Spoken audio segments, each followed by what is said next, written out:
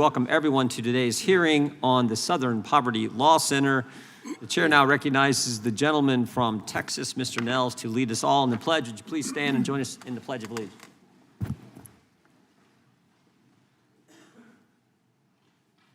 Pledge allegiance to the flag of the United States of America and to the republic for which it stands, one nation, under God, indivisible, with liberty and justice for all. Thank you. Thank you, gentlemen.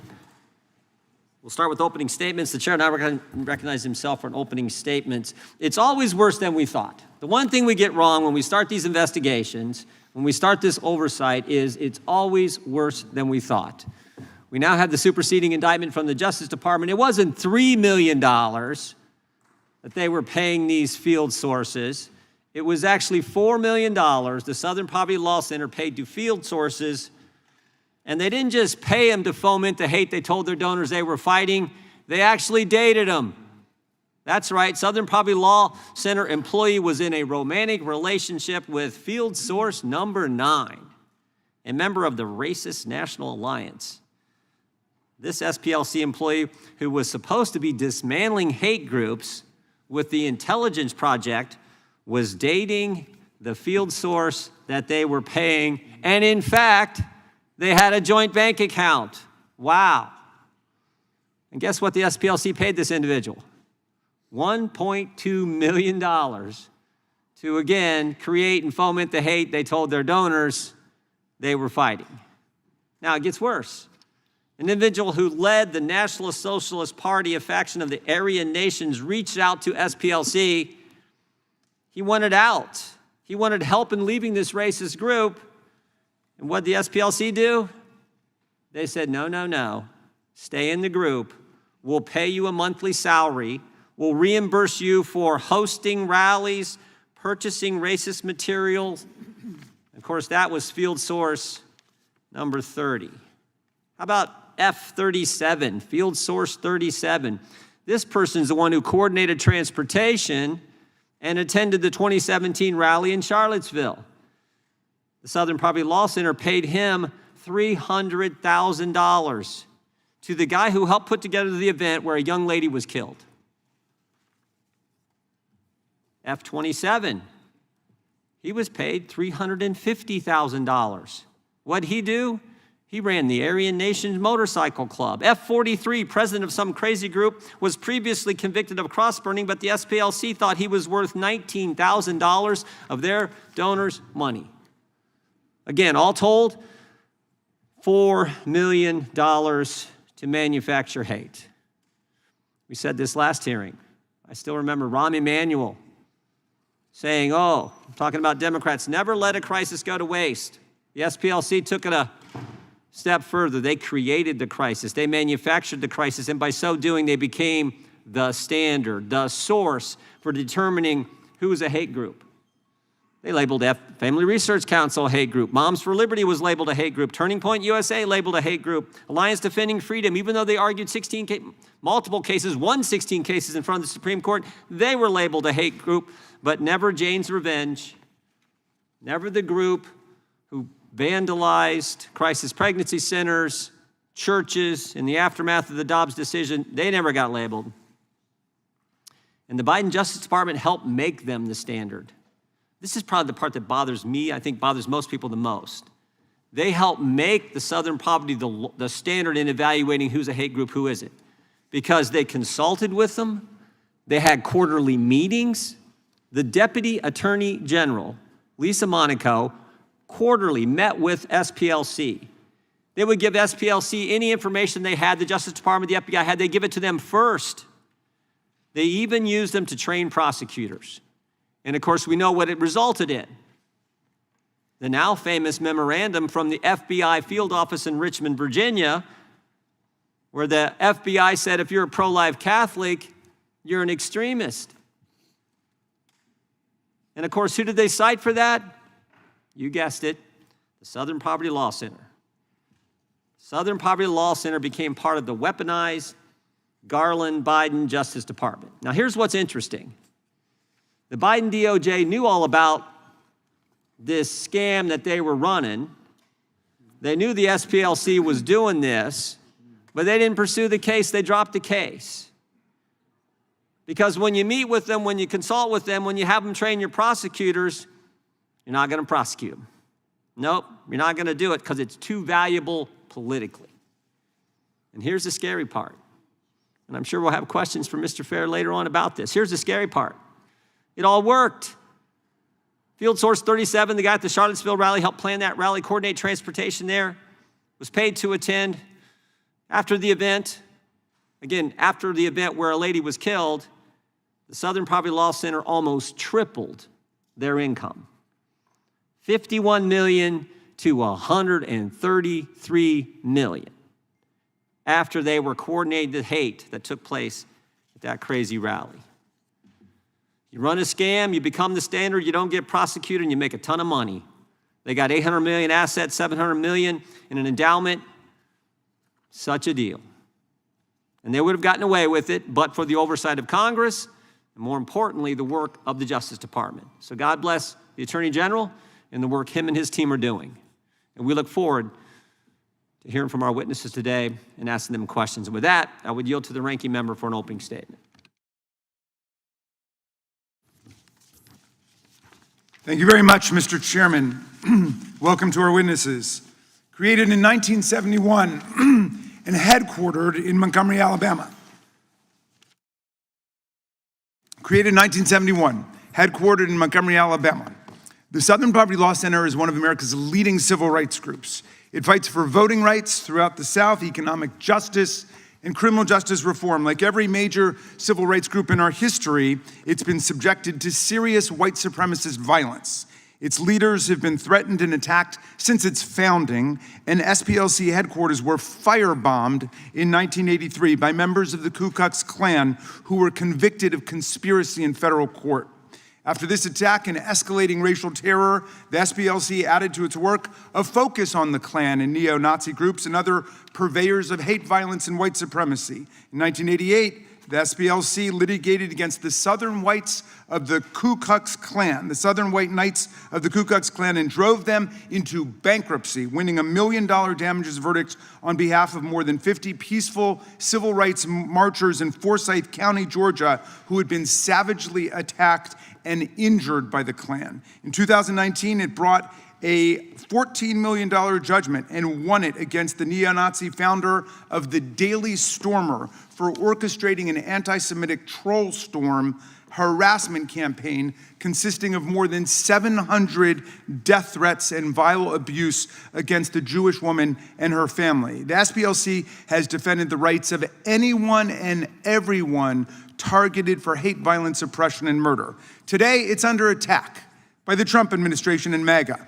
Like the Voting Rights Act of 1965, the great legislative achievement of the modern civil rights movement, now dismantled by the Roberts Court, the SPLC is an enduring institutional beacon of hope for millions of people seeking to create a more perfect union. The Trump administration is thus naturally trying to tear it down. I've heard three main arguments for this astonishing crusade. The first is that the age of racism and white supremacy violence is over in the 21st century, and so the SPLC's work is unnecessary. Well, this is plainly ridiculous. We live in an age of resurgent racial injustice, profound economic inequality, and relentless assault on the right to vote. Racist violence still permeates our society. In recent memory, avowed racists and white supremacists have killed 23 people in the El Paso Walmart massacre, 11 people worshiping at the Tree of Life synagogue in the worst anti-Semitic attack in American history,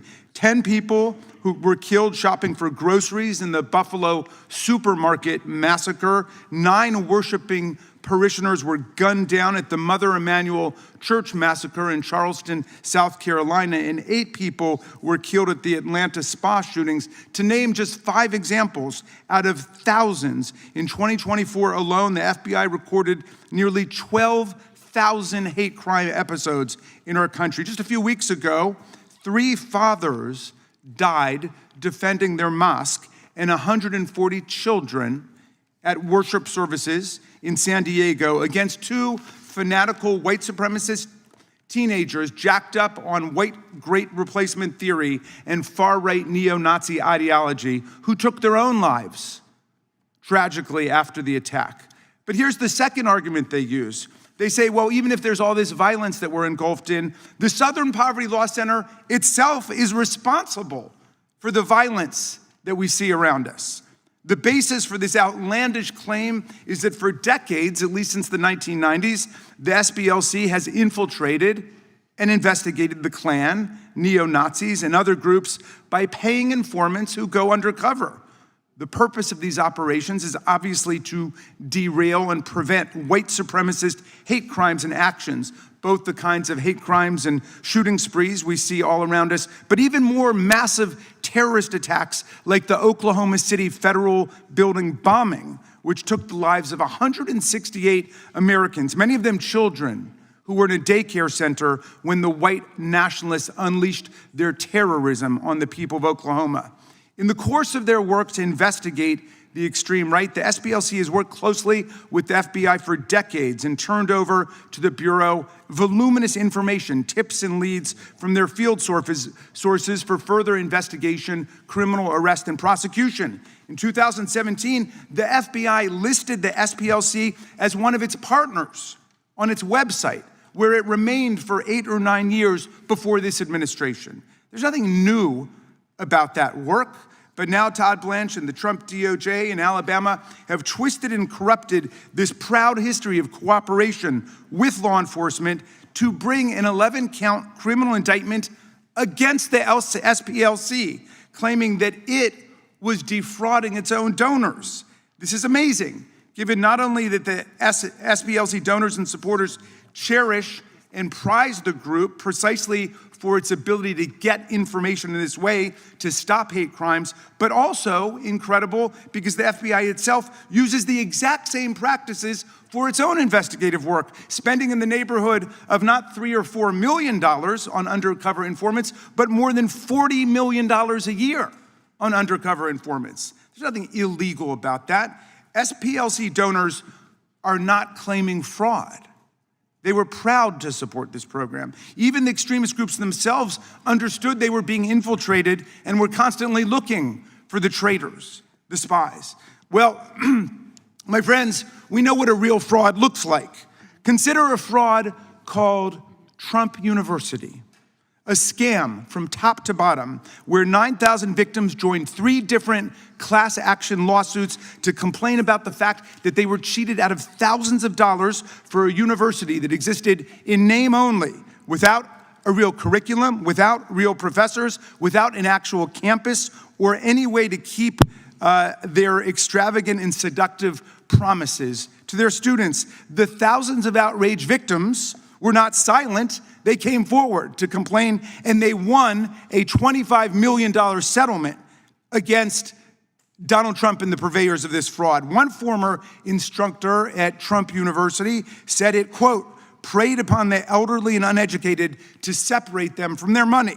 Another former instructor said the institution was, quote, a total lie. That's what real fraud looks like. What have SPLC's donors done in light of this criminal indictment? They've not lined up to file class action suits or to denounce the SPLC. They continue to support the SPLC's works. Donations to the organization have gone up since this fraudulent indictment was brought down by the Trump administration. Well, the final complaint I've heard from members of this committee speaking on behalf of certain groups who take exception to being called hate groups by the SPLC. So they're mad that certain groups that they like are called hate groups. And I can appreciate why people don't want to be called a hate group.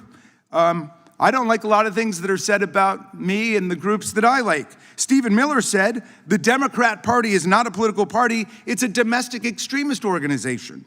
I don't like that.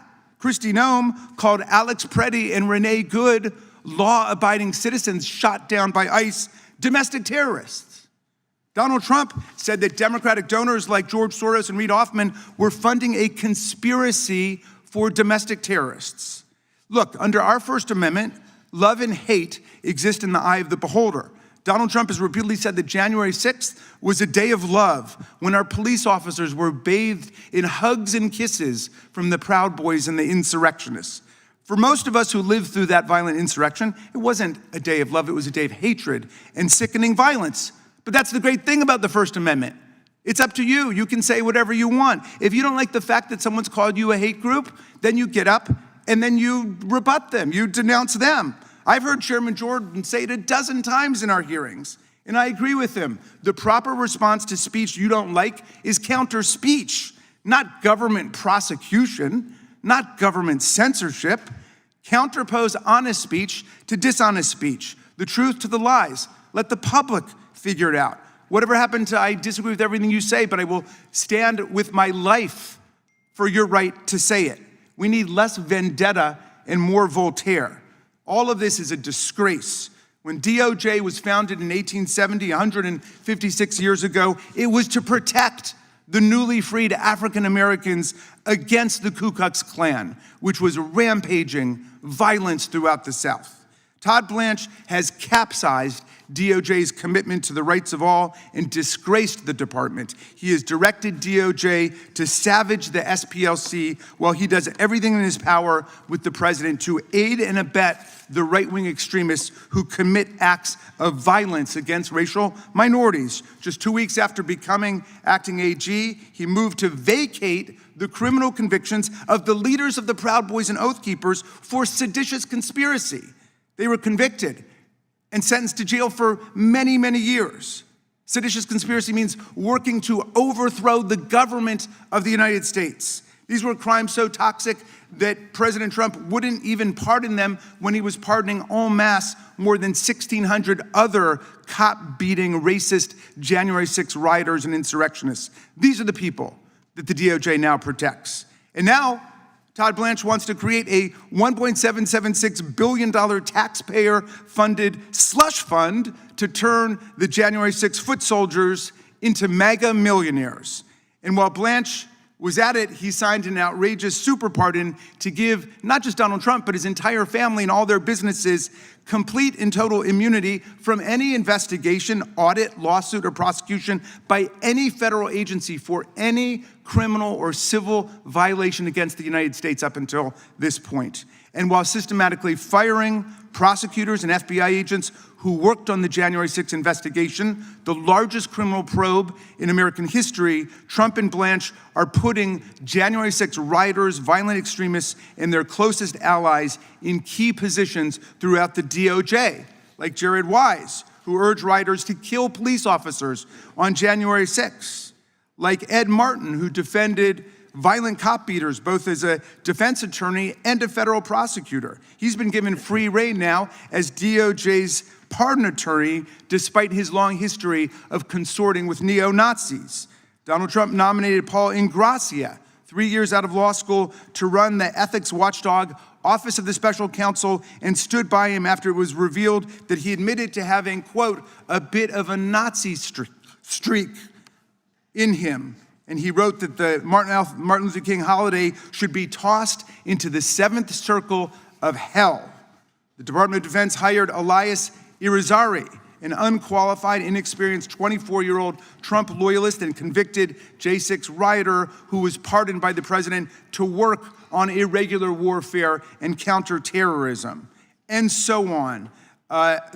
We understand that the extremist swamp that gave rise to this criminal indictment against the SPLC is just one more Orwellian attack on the civil rights movement and one more Kafkaesque prosecution designed to shame and ensnare the righteous and acquit and absolve the guilty. It is a tissue of lies that will join the pantheon of debunked fraudulent prosecutions that DOJ has been excoriated for by dozens of judges across the land, appointed by all different presidents. A few weeks ago, a federal judge in Rhode Island, Judge McElroy, called the government's submissions in a case misleading, if not utterly false. Another judge said that DOJ attorneys had submitted a patently false allegation to the court. Another judge rejected administration officials' testimony as disingenuous, squalid, and dishonorable. And another court found the administration had provided a highly misleading, if not intentionally false, sworn declaration so disingenuous that the court is left with little confidence that the United States can be trusted to tell the truth about anything. I predict it will not be long before another federal judge casts this obscene prosecution to the winds. I'm only sorry the great name of the House Judiciary Committee has now been made an accomplice to this fraud against the court and the country. I yield back to you, Mr. Chairman. Gentleman yields back. I don't think we're part of the fraud. I think the Southern Poverty Law Center was defrauding their donors. Without objection, all of their opening statements will be included in the record. Today's witnesses. Dr. Alveda King is the chair of the American Dream Initiative at the American First Policy Institute. She is the daughter of civil rights activist Reverend A.D. King and the niece of Reverend Dr. Martin Luther King, Jr. She is the founder of Speak for Life, an organization that advocates for the sanctity and dignity of human life.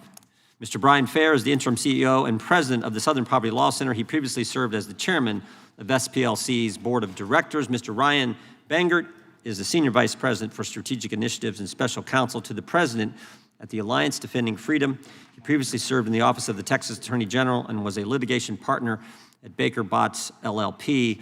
And Professor Mary McCord is a visiting professor of law at the Georgetown University Law Center. She previously served in numerous roles in the Department of Justice. We welcome our witnesses and thank them for appearing today. We'll begin by swearing you in. You know how this works. Would you please rise and raise your right hand? Do you swear or affirm under penalty of perjury that the testimony you're about to give is true and correct to the best of your knowledge, information, and belief, so help you God? The records show that the witnesses have answered in the affirmative. Thank you. Please be seated. Please know that your written testimony will be entered into the record in its entirety. Accordingly, we ask that you summarize your testimony in 5 minutes. We're just going to start with Mr. Fair, and we're going to go right down the line. So, Mr. Fair, you are recognized for 5 minutes. Good morning, Chairman Jordan, Ranking Member Raskin, members of the committee. Last July, I took on a one-year leave from teaching to become the interim head of the Southern Poverty Law Center. So my testimony today will be one of my last official acts in this role. It has been one of the greatest honors of my life to work alongside the talented, dedicated, and principled SPLC staff. For 55 years, with the support of generous donors who appreciate our work, the SPLC has fought racial terror, white supremacy, and other forms of discrimination and hate, seeking to build and defend a multiracial democracy where we can all live and thrive. That was the goal of the civil rights movement, and it is our mission. We are known for exposing and dismantling extremist hate groups. We took on the United Klans of America, whose hateful violence killed 4 little girls in the 16th Street Baptist Church bombing, and we sued them out of existence. In the decades since, hate has continued, but so have our efforts to expose it through litigation, policy, research, and education. We fight for the underdog, the poor, the unhoused, the hungry, the incarcerated, the disenfranchised, the immigrant, the outcast, the vilified. Many groups, and some in this room, have misrepresented our work, including our confidential informant program, repeating various false allegations. Some say we've lost our way. That's false. We've never lost our North Star, a fair and just society for every person. All our programs advance that mission. Our work saves lives, but it comes at a price. Since our earliest days, we've been targeted by those who oppose our mission. Our office was firebombed, our staff threatened, our leaders the target of assassination. We know political violence. We unequivocally condemn it. However, despite the danger, we will not stop exposing hate. This morning, we released our annual Year in Hate and Extremism report. It chronicles how the hard right has weaponized the levers of government to weaken the political and economic power of non-whites, immigrants, women, the LGBTQ+ community, religious minorities, and the poor. The forces turning back hard-won progress against discrimination are unrelenting and unashamed. The SPLC, alongside many civil rights groups and democracy defenders, is resisting them. To American people of goodwill, especially those left out of the American promise, your civic participation matters now more than any time since the civil rights movement. Today, I'm joined by several people who inspire our work. First, Ms. Karen Finn and her son Aaron are here. Aaron faced expulsion from school for alleged conduct that was a manifestation of his disability. Aaron lives with autism, and federal law prohibits schools from excluding students for behaviors connected to their disabilities. We sued, and with his mother's courage and dedication and his perseverance, Aaron graduated from that school in 2023. Ms. Tanya Gersh is also here. A Jewish Montana mom, Gersh and her family became the target of relentless anti-Semitic harassment from white nationalists, including threatening phone calls where all that could be heard on the line was gunshots. With the center's help, Gersh won a $14 million judgment against the neo-Nazi who incited her harassers. We stand with Karen, Aaron, Tanya, and thousands we protect every day. Fannie Lou Hamer said, "Nobody's free until everybody's free." The SPLC will continue our constitutionally protected work to ensure everyone in this country is treated with dignity, lives lives free of discrimination, and enjoys liberty and opportunity to thrive. These promises of our democracy are not self-executing. They require our collective vigilance, and we will continue to defend them when they come under attack. Finally, I must note that I'm constrained in answering some questions today because they may touch on matters involving pending criminal litigation against the SPLC or conversations that I've had with counsel. Frankly, this constraint is the result of the majority's injecting itself into a pending criminal matter 3 days after it was filed and then refusing our request to delay this hearing until that case is resolved. With that, I will answer what I can. Thank you, Mr. Fair. I would just point out this committee has had hearings on the activities of the SPLC prior to the indictment from the Justice Department. We thank you for your statement. Dr. King, you are now recognized for 5 minutes. Mr. Chairman, ranking member, and distinguished members of the committee, thank you for allowing me to testify today. I was born on January 22nd, 1951, not with a silver spoon in my mouth, but singing Amazing Grace and pledging allegiance to the flag of the United States of America. In other words, I was born into a Christian family led by Baptist preachers and men and women who loved God, believed in God, proclaimed the gospel of Jesus Christ, and embraced the truth found in Acts 17:26. And of one blood, God made every nation of people to dwell on the face of the earth. I was taught from birth to love, to repent, to forgive, to trust God, and to love my fellow brothers and sisters. Human dignity is a creed of our family, the King family legacy. My uncle, Reverend Dr. Martin Luther King Jr., did not dedicate his life to dividing people into categories of oppressor and oppressed.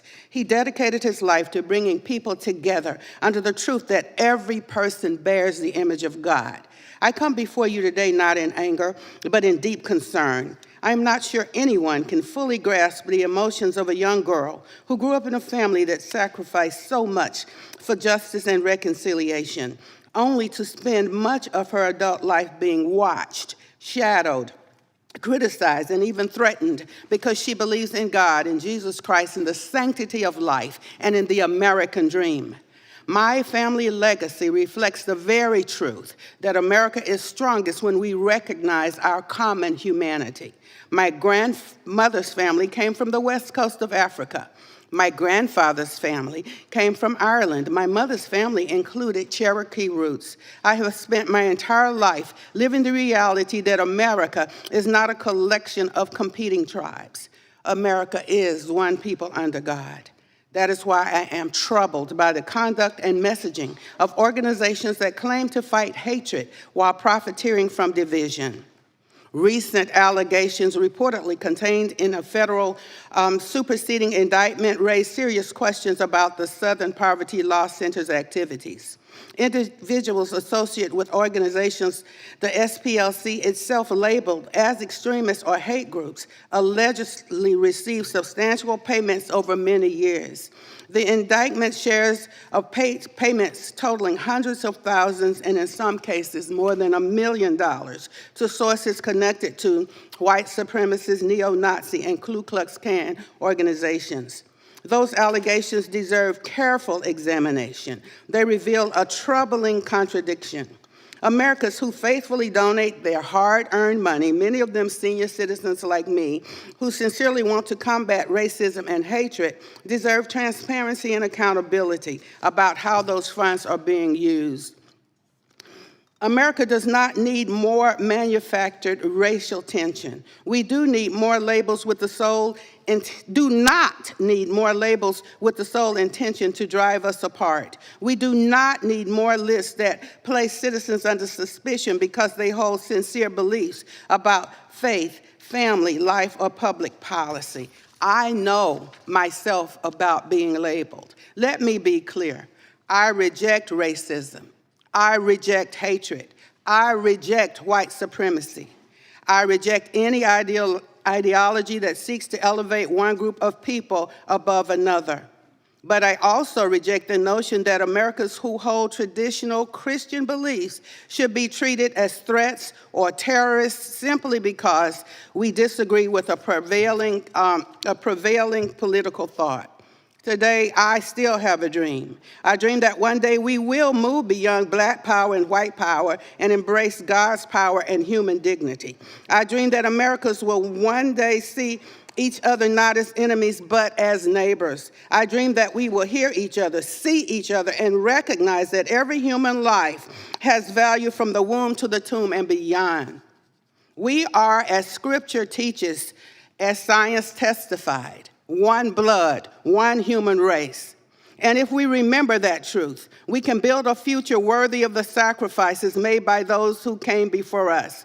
We must speak out for truth and against the forces that would manufacture hate, fear, division, and violence simply to line their pockets and further their political ambitions. Thank you. God bless America, and I look forward to your questions. Thank you so much. God bless you. Thank you. God bless you. Well done. Mr. Bangert, you're recognized for 5 minutes. Thank you, Chairman Jordan, Ranking Member Raskin, and members of the committee, for the opportunity to testify before you today. Over 50 years ago, the SPLC was founded to fight the scourge of racism, but the SPLC has drifted from that founding purpose. The indictment alleges that the SPLC deceived donors into funding the racist groups it claimed to fight. But beyond these shocking allegations of hypocrisy lies a broader story, how the SPLC tarred mainstream conservative organizations as hate groups, and then relentlessly sought to silence those groups by persuading America's leading financial and technology firms to exclude them from the marketplace. ADF is one of those organizations. We've been on the SPLC's hate map since 2016, which is odd, given that we reject racism. Our Christian faith teaches that all are created equal, and all are made in the image of God. But it makes sense when you understand today's SPLC, in the words of some, as a political hit operation. The SPLC has branded ADF and others like us as hate groups solely because it disagrees with our work, grounded in our religious conviction on behalf of children told by the medical establishment to disfigure and permanently mutilate their bodies, on behalf of the most vulnerable among us, both those unborn and those at the end of life. Our advocacy for these mainstream positions has repeatedly led us to the U.S. Supreme Court, where we have secured 18 victories since 2011, including 2 more cases under submission today. In fact, the SPLC even quietly filed an amicus brief supporting one of ADF's Supreme Court wins on behalf of freedom of association and donor privacy. But the SPLC cannot abide our work on behalf of the vulnerable, parents, children, and the unborn. So it has slandered ADF and other groups like us as hate groups and sought to lock us out of the public square. The SPLC began targeting mainstream Christian and conservative organizations by adding them to their hate map in 2010. 7 years later, the SPLC's fundraising skyrocketed in response to the notorious Unite the Right rally in Charlottesville. But this wasn't a stroke of good luck. The superseding indictment alleges that the SPLC funded and supported one of its ringleaders. In the immediate aftermath of Charlottesville, the SPLC received large donations or commitments from leading firms and personalities, including JPMorgan Chase, Facebook, Google, Twitter, and even Tim Cook at Apple. In 2018, it launched a coalition of left-wing organizations called Change the Terms. They understood that you don't have to win a debate with your opponents if they're invisible. So the coalition targeted critical banking, payment processing, donor advisory, technology, and digital communications infrastructure. It embedded the SPLC within that infrastructure of corporate decision-making, allowing it to influence terms of engagement, flag business partners, and bully corporations into compliance. In short, the SPLC mobilized corporate America to crush the voices of mainstream conservative organizations. The Biden years saw the SPLC deepen its presence in America's political and corporate infrastructure. The Biden DOJ and White House met regularly with SPLC officials. Amazon used the SPLC to blackball groups from its Amazon Smile giving program. So did the employee charitable giving platform Benevity, which serves nearly a quarter of the Fortune 1000. ADF saw tangible impacts. We lost access to the Amazon Smile program, nonprofit pricing from large technology providers like Microsoft, Adobe, and Intuit, web hosting on the Pantheon platform, and access to donor-advised funds at Fidelity. A partisan political organization like the SPLC should never have been allowed to function as an unaccountable private gatekeeper to critical financial, technology, and communication services. And corporations should never have accepted the word of an organization that is itself severely compromised. In addition to standing indicted today, the SPLC has paid millions in settlements for defamation. Its co-founder and president left in 2019 amid staff reports of a systemic culture of racism and sexism. It received an F from Charity Navigator for hoarding donor money to the tune of more than $800 million, much of it offshore. Former employees have said that the SPLC is little more than a highly profitable scam. The time has come to uproot the SPLC from America's financial and technology infrastructure, and Congress can help. Investigations of the SPLC can reach beyond the indictment to examine the SPLC's relationships with financial institutions, technology companies, and digital communications platforms. Moreover, Congress can pass legislation barring federally insured financial institutions from delegating decision-making to private entities that discriminate based on First Amendment protected activity. These would be critical steps toward dismantling the SPLC's shadow censorship regime. We thank the committee for its interest in doing so. Thank you, Mr. Bangert. Professor McCord, you're recognized. Members of the committee, thank you for inviting me to testify. The Department of Justice should not use its power as a weapon against people and organizations disliked by the president. No one has said this better than former U.S. Supreme Court Justice and U.S. Attorney General Robert Jackson in his 1940 speech, The Federal Prosecutor. He said, "The prosecutor has more control over life, liberty, and reputation than any other person in America. The prosecutor can order arrests, present cases to the grand jury in secret session, and on the basis of his one-sided presentation of the facts, can cause the citizen to be indicted and held for trial. If the prosecutor is obliged to choose his cases, it follows that he can choose his defendants. It is in this realm in which the prosecutor picks some person whom he dislikes or desires to embarrass, or selects some group of unpopular persons and then looks for an offense, that the greatest danger of abuse of the prosecuting power lies. It is here that law enforcement becomes personal, and the real crime becomes that of being unpopular with the predominant or governing group, being attached to the wrong political views, or being personally obnoxious to or in the way of the prosecutor himself." What Justice Jackson warned about has come to pass. The DOJ has initiated fraud investigations against political enemies such as New York Attorney General Letitia James, Federal Reserve Board member Lisa Cook, and former Chair Jerome Powell, and Senator Adam Schiff. And at the same time, the president has granted clemency to more than 70 allies, donors, and others convicted of hundreds of millions of dollars in fraud across his 2 terms, often after receiving financial or other benefits from them. And he, along with his Attorney General nominee, have orchestrated a fraud on the court, settling the president's collusive lawsuit against the IRS, in which he, his family members, and his businesses all received from the Justice Department an effective pardon from criminal and civil investigations, audits, claims, and prosecutions by any federal department or agency on any subject based on anything that could have been initiated as of the date of the settlement, known or unknown. The so-called settlement came after a federal judge ordered briefing on whether there was actual adversity between the parties, a constitutional requirement for a lawsuit. This one-sided use of prosecutorial power extends to the President's National Security Presidential Memorandum 7. Using the domestic terrorism label, it mandates that federal government, including the DOJ, use every tool in its toolbox to target groups with ideologies this administration perceives as, quote, anti-Americanism, anti-capitalism, and anti-Christianity, extremism on migration, race, and gender, and hostility towards those who hold traditional American views on family, religion, and morality. NSPM 7 states that the groups and entities that perpetuate this extremism have created a movement that embraces and elevates violence to achieve policy outcomes.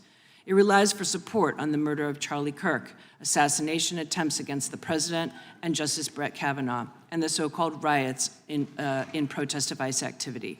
And although murders and threats of violence are reprehensible and illegal, the examples do not justify the stark lack of parity in NSPM 7's treatment of supposedly dangerous ideologies.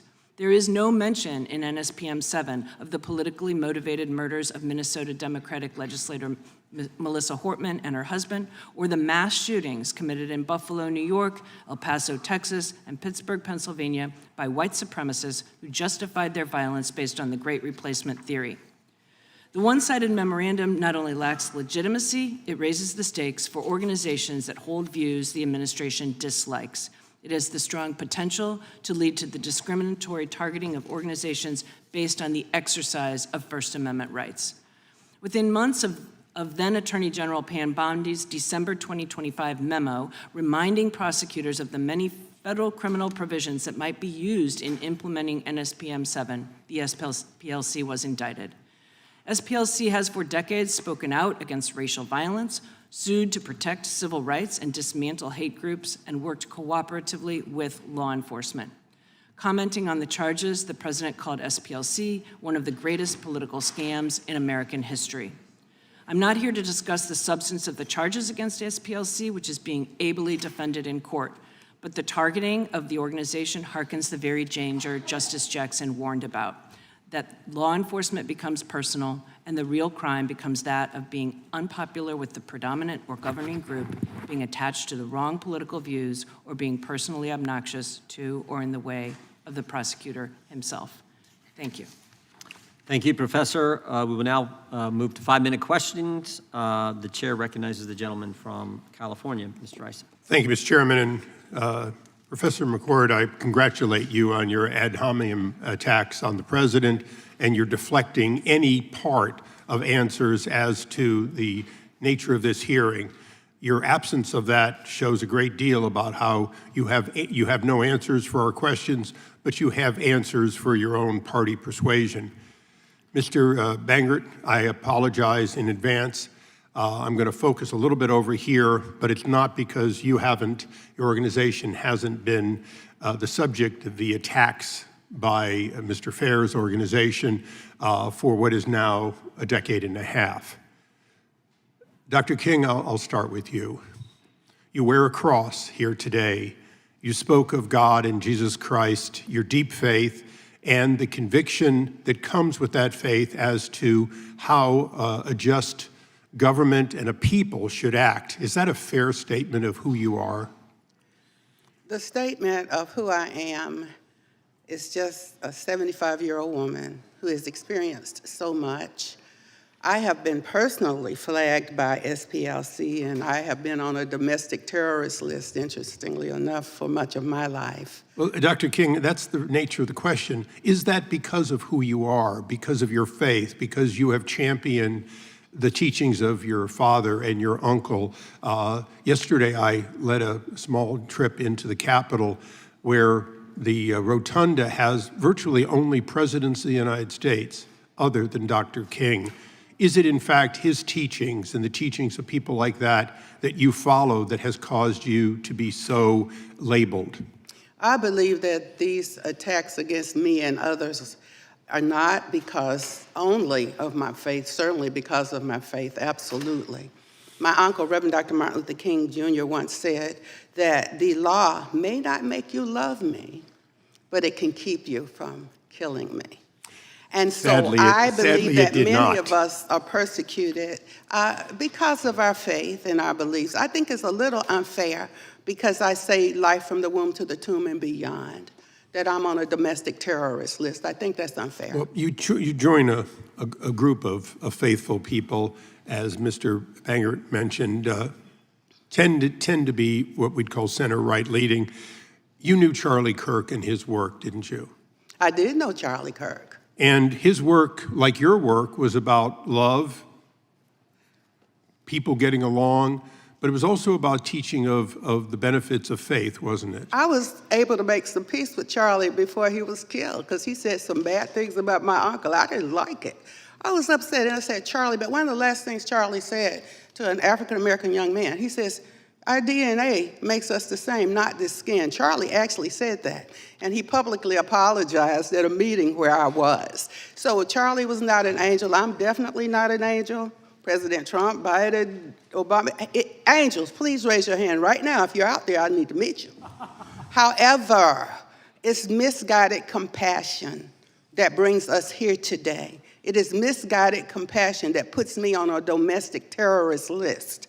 I think that is very unfair. And you know, old people like me giving money to SPLC and then calling me later, oh my God, they believe in it's okay to cut a boy's penis off? I was like, seems like they're spending a little money to do that. And people are totally shocked. I hope people will take the medicine and come on and admit that they are funding some things. They might be doing some good stuff. But look like this, I have a dog and I'm making some brownies. And they chocolate. The dog poops some brown stuff. I put a little secret ingredient in there. And I put it in my brownies and the people get worms. It's not right. It's just not right. Thank you, Dr. King. Mr. Fair, I don't want you to be left out of this conversation. Your organization has labeled Dr. King and Charlie Kirk and others. Do you regret that? Will you recant it? Or are you going to double down and say that these people, including the martyred Charlie Kirk, in fact, somehow deserve to be on your hate list for their constantly talking about bringing people together, talking about the teachings of the Bible and the like? Congressman Issa, as I said in my statement. Now, wait a second. No. I heard your statement. I only want an answer to your question in the 11 seconds left. Are you going to recant, yes or no? And if you're not going to, please don't tell me it's because now you're under charges. Your organization did it as much as 16 years ago. Will you take back any part of that, or is your hate list stand as your position of your organization as its head today? The SPLC will continue to expose hate and extremism. Okay, we'll take that as the list stands. Mr. Chairman, I'd ask unanimous consent. Gentleman's time has expired, but you can do a unanimous consent. Thank you. That a submission from the Heartbeat International for today's hearing be placed in the record. Without objection. That a message, particularly from, it's entitled "The Truth About the SPLC," from the Family Research Council be placed in the record. Without objection. And lastly, Mr. Chairman, for this hearing, too, a statement from the Executive Director's Office of the Center for Immigration Studies be placed in the record. Without objection. Thank you. I yield back. Gentleman yields back. Chair now recognizes the gentleman from Maryland. Thank you kindly, Mr. Chairman. Ms. McCord, our colleagues invoked the fact that the SPLC had an informant in a white nationalist group at the infamous Unite the Right rally in August of 2017 in Charlottesville as some kind of indictment of the SPLC. But didn't that SPLC informant create the information that allowed the SPLC to send 3 different FBI field offices a 45-page memorandum warning of planned violence and the potential for violence at this extremist confab? That is the facts that have been represented in court. Mr. Fair, is it true that the SPLC sent a memo based on that informant's work to 3 different FBI field offices? Yes, it is. Okay. The chairman spoke with some indignation about the fact that there were $3 million or $4 million spent giving to undercover informants to try to expose the work of the extremist groups, as in Charlottesville in 2017, where Heather Heyer was killed by a fanatic racist.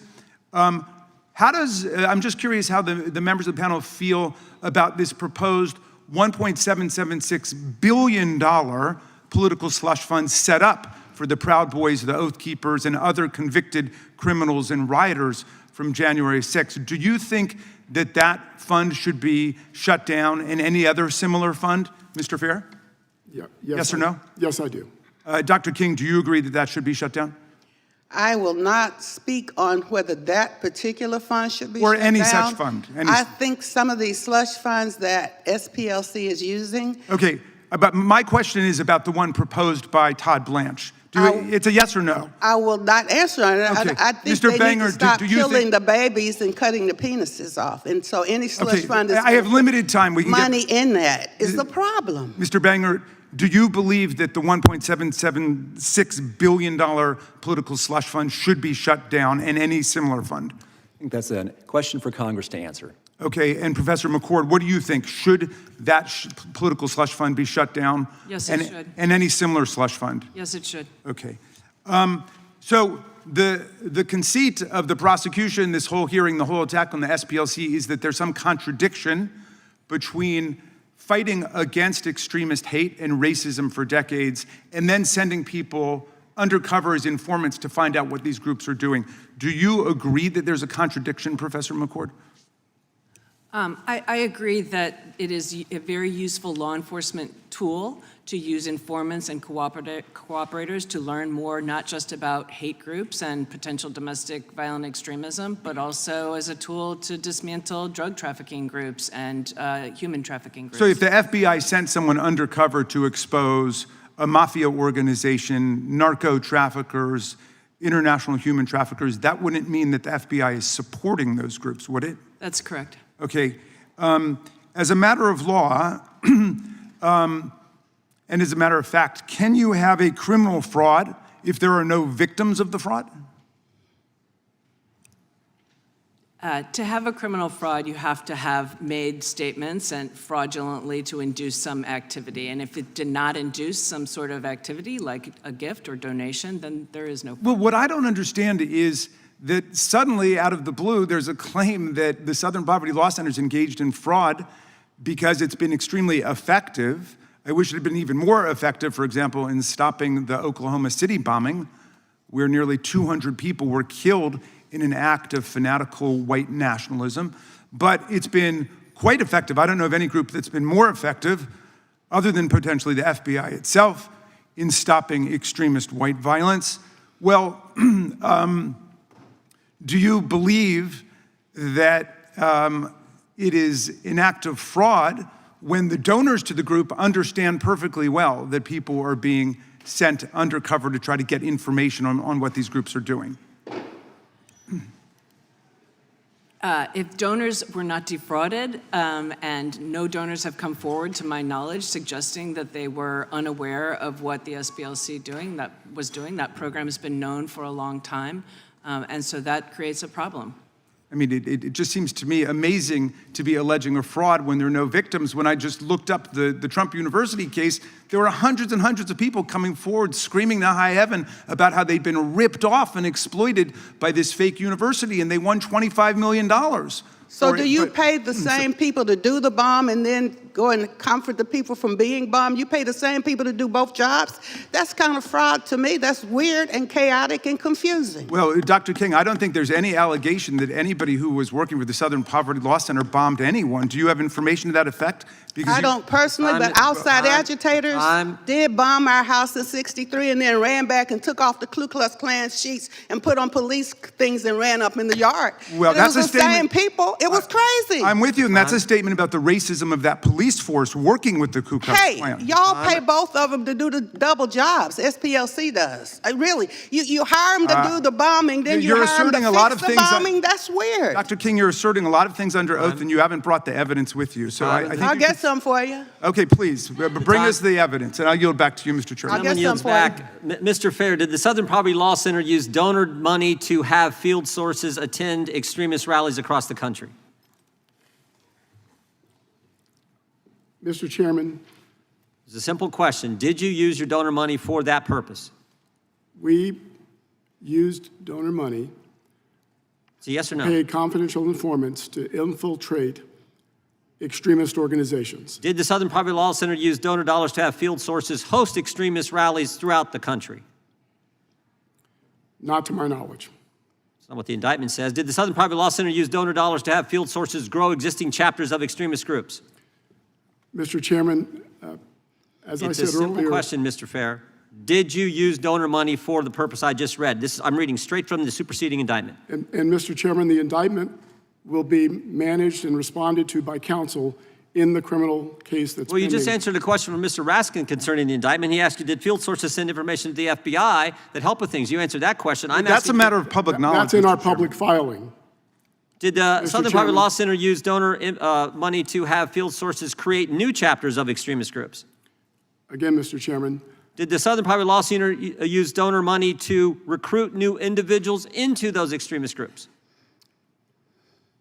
I assume you don't want me to answer since you're not giving me time to answer. No, I'm giving you time to answer because that's a yes or did you use your donors' money for that purpose? Yes or no? Again, those issues will be resolved in the pending allegations against the SPLC. It seems to me if the answer is no, you could say no. We have asserted that the allegations are false. Did the Southern Poverty Law Center use donor money to have field sources make donations to extremist group leaders and purchase materials for cross burnings? It's alleged in the indictment. Did it happen? We've alleged that those allegations are false. Did Southern Poverty Law Center use donor dollars to have field sources create racist paraphernalia that extremist groups sold at rallies? We've alleged that those allegations are false. Okay, how about this? What is Fox photography?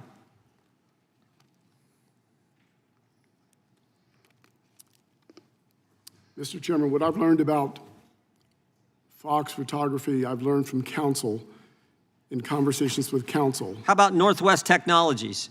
and they're covered by the attorney-client privilege. No, these are, well, did the Southern Poverty Law Center establish shell companies to pay, to run the money through, to then pay the field sources?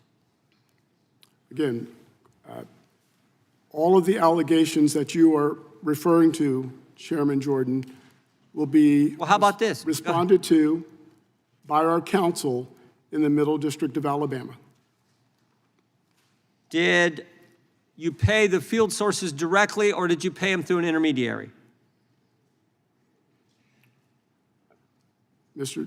Chairman Jordan? Yep. Our counsel will respond to all the allegations in the indictment in the case pending in the Middle District. Well, there's all these companies that you sent money to. Center Investigative Agency, not the CIA, but your CIA. Fox Photography, Northwest Technologies, Tech Writers Group, Rare Books Warehouses, Imagery Link, J&J Electronics, and Kelly's Marine. And I just want to know if that was the intermediate shell companies that you guys set up to pay the field sources. Is that true? Will the good chairman yield for just a No, moment? I got just a minute and a half, and then I'll be happy to entertain a question you may Chairman have. Jordan, our counsel will respond to all the allegations in the Middle District of Alabama, Okay. as the process allows. Did you do it all for the money? I mean, you said now, I think the Southern Poverty Law Center said you're no longer going to use these field sources. You're going to stop the program. But you did it for multiple years. And according to the indictment, it was $4 million that you shelled out to these various field sources to engage in all the activities I just read. As I we just said wonder, in was our- it all about the money? As we said in our public statement, Chairman Jordan, we did it to protect our staff and to protect the public. Did fundraising increase after paying people to stay in these groups who actually wanted out of them? Did your fundraising increase? Did the donations coming in increase? Chairman Jordan, I'm not sure exactly what you're referring to when you say. How about this? After the crazy Charlottesville rally, did fundraising go up? Mr. Chairman, our fundraising went up. Fundraising where one of your field sources helped coordinate Our transportation to that fundraising event? went up when President Donald Trump was elected in 2016. Fundraising go up? That's what I'm asking. Did it go up? Because according to what we know, you went from 51 million to 133 million in 1 year. And that happened when President Donald Trump was elected. Who's the president of the National Socialist Party? You know? You paid him $70,000. He was field source number 30. I just want to know who he is. Do you know who he is? Mr. Chairman, that's an allegation in the indictment that will be responded to by counsel in the Middle District of Alabama. My time has expired. The chair now recognizes the gentleman from New York. Thank you, Mr. Chairman. Mr. Chairman, in a Justice Department that has lost more than 10,000 attorneys since the start of President Trump's second term, it's not surprising that the indictment of SPLC are replete with mistakes of fact and law. In the words of one former prosecutor, DOJ's indictment of SPLC, quote, falls egregiously short of alleging a crime, close quote. At its core, the indictment claims that SPLC defrauded its donors and betrayed its stated mission to dismantle hate groups by paying informants who, quote, were either associated with violent extremist organizations or had infiltrated such organizations at the SPLC's direction, close quote. But this is directly contradicted by the fact that SPLC's donors have said that they knew about and liked the informant program. The truth is that SPLC's use of paid informants has been public knowledge for decades. Mr. Fair, has information provided by informants to the SPLC been used to prevent political and racially motivated violence? I'm sorry, Congressman Nadler. Has information provided by informants to SPLC been used to prevent political and racially motivated violence?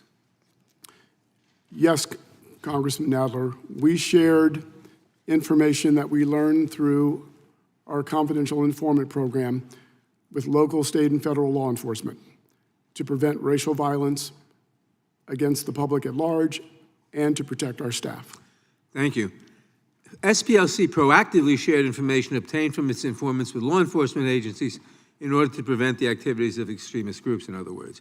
Question, Mr. Fair, can you explain what actions the SPLC took before the Unite the Right rally in Charlottesville in an attempt to help law enforcement? Congressman Nadler, again, I must say that counsel will respond to all allegations in the indictment in the Middle District of Alabama. That's not an allegation. It's part of the allegation. Okay. Mr. Fair, can you explain how the SPLC's informant program helped thwart a terrorist attack in Las Vegas in 2019? Yes, Congressman Nadler. In our public filings, we have already stated that SPLC shared information about a particular white nationalist group, Atom Waffen, and to prevent a terrorist attack in Las Vegas in 2019. Thank you. And what about Philadelphia's Navy Yard? Can you tell us briefly about that? Again, in 2018, the SPLC shared information with the FBI and with law enforcement about potential criminal activity by a member of the Vanguard America. We shared that information with law enforcement. Thank you. It sounds to me like SPLC's informant program has been essential and that SPLC has worked with law enforcement to keep our community safe.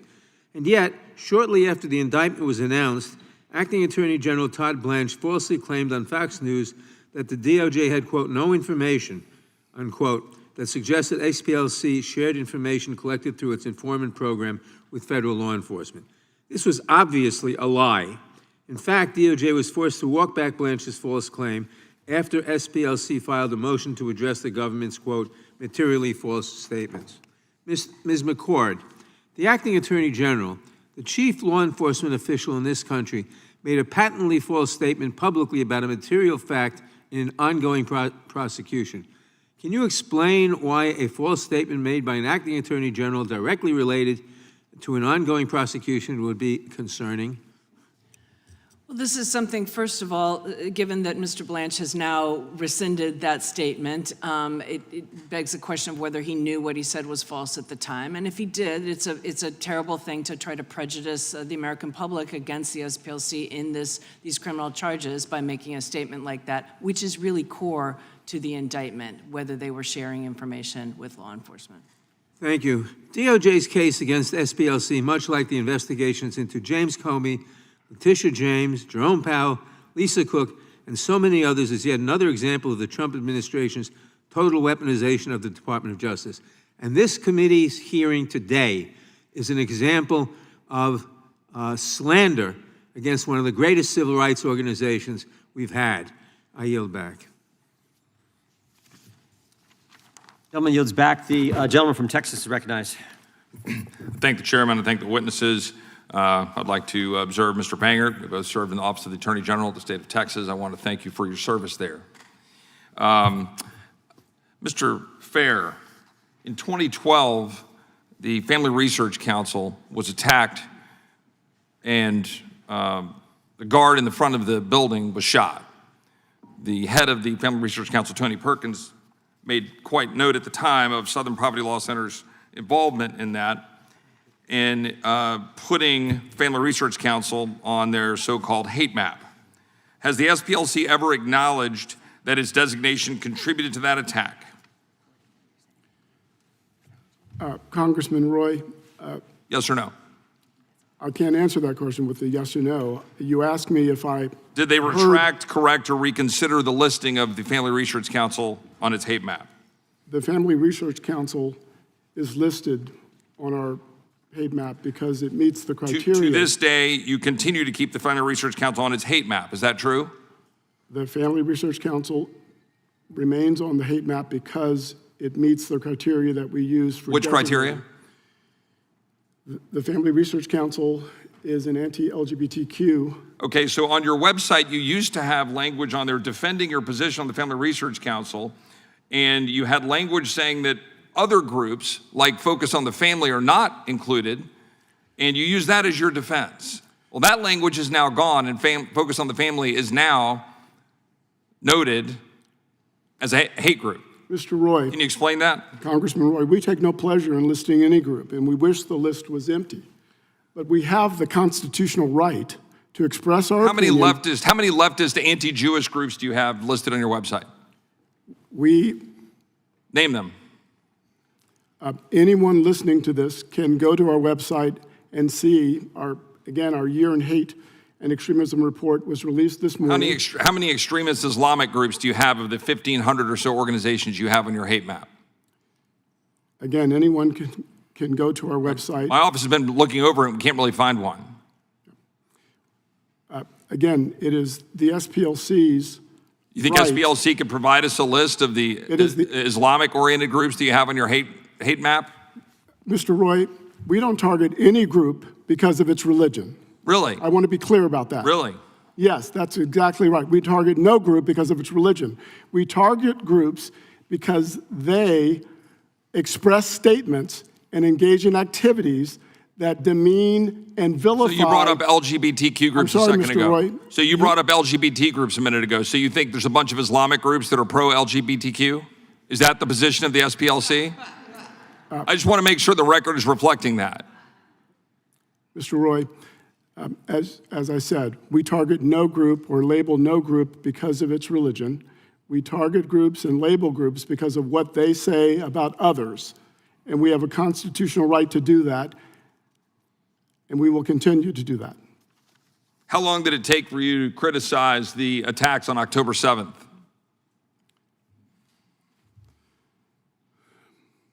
Mr. Roy. Was it immediate? We were clear and loud about our criticism of the Hamas attack on Israel on October 7th. My research shows that it took you at least 3 weeks to finally say anything, and then you attacked and criticized Israel. Mr. Roy. Do you think the record reflects that, or am I incorrect? Mr. Roy, as I said, the SPLC has a 55-year history of fighting anti-Semitism. It speaks for itself. And yet the response to the targeting the Family Research Council was to defend yourself for having focused on the family, and then you immediately, and you pulled down from the website that defense. It was your only defense. Well, first, Mr. Roy, speakers in the United States don't need to defend their speech. We have free speech. And so everyone should understand that. Yeah, you do here on the record have to defend the position of an organization that has now been indicted and has superseding indictment based on very clear indications of the way the money is flowing in order to target very specific groups and to potentially defraud your donors, not to mention, by the way, banks, I had a little more time, I'd like to have a little bit more conversation about debanking and your engagement with banking. But the last question I'll ask you is, with respect to Charlie Kirk, have you all taken any position since Charlie Kirk Mr. Roy, we unequivocally condemned the murder of Charlie Kirk. What about the listing of Charlie Kirk? It is our position that TPUSA expresses views and vilifies other people based on immutable characteristics, exposing them to our listing. Mr. Chairman, I have a couple unanimous consent requests. Objection. I have several documents here. November 2025 Hate Watch from the Southern Poverty Law Center, in which hearing or the work that I've done on Sharia law was included in Hate Watch without objection. Another one here, anti-Muslim bigotry, in which work we did in this very room, in the subcommittee on the Constitution, highlighting concerns with Sharia law, were included in the Hate Watch. I'd like to insert those in the record. Without objection. Gentleman yields back. The gentleman, Mr. Chairman, I have UC request. gentleman's recognized. Thank you, Mr. Chairman.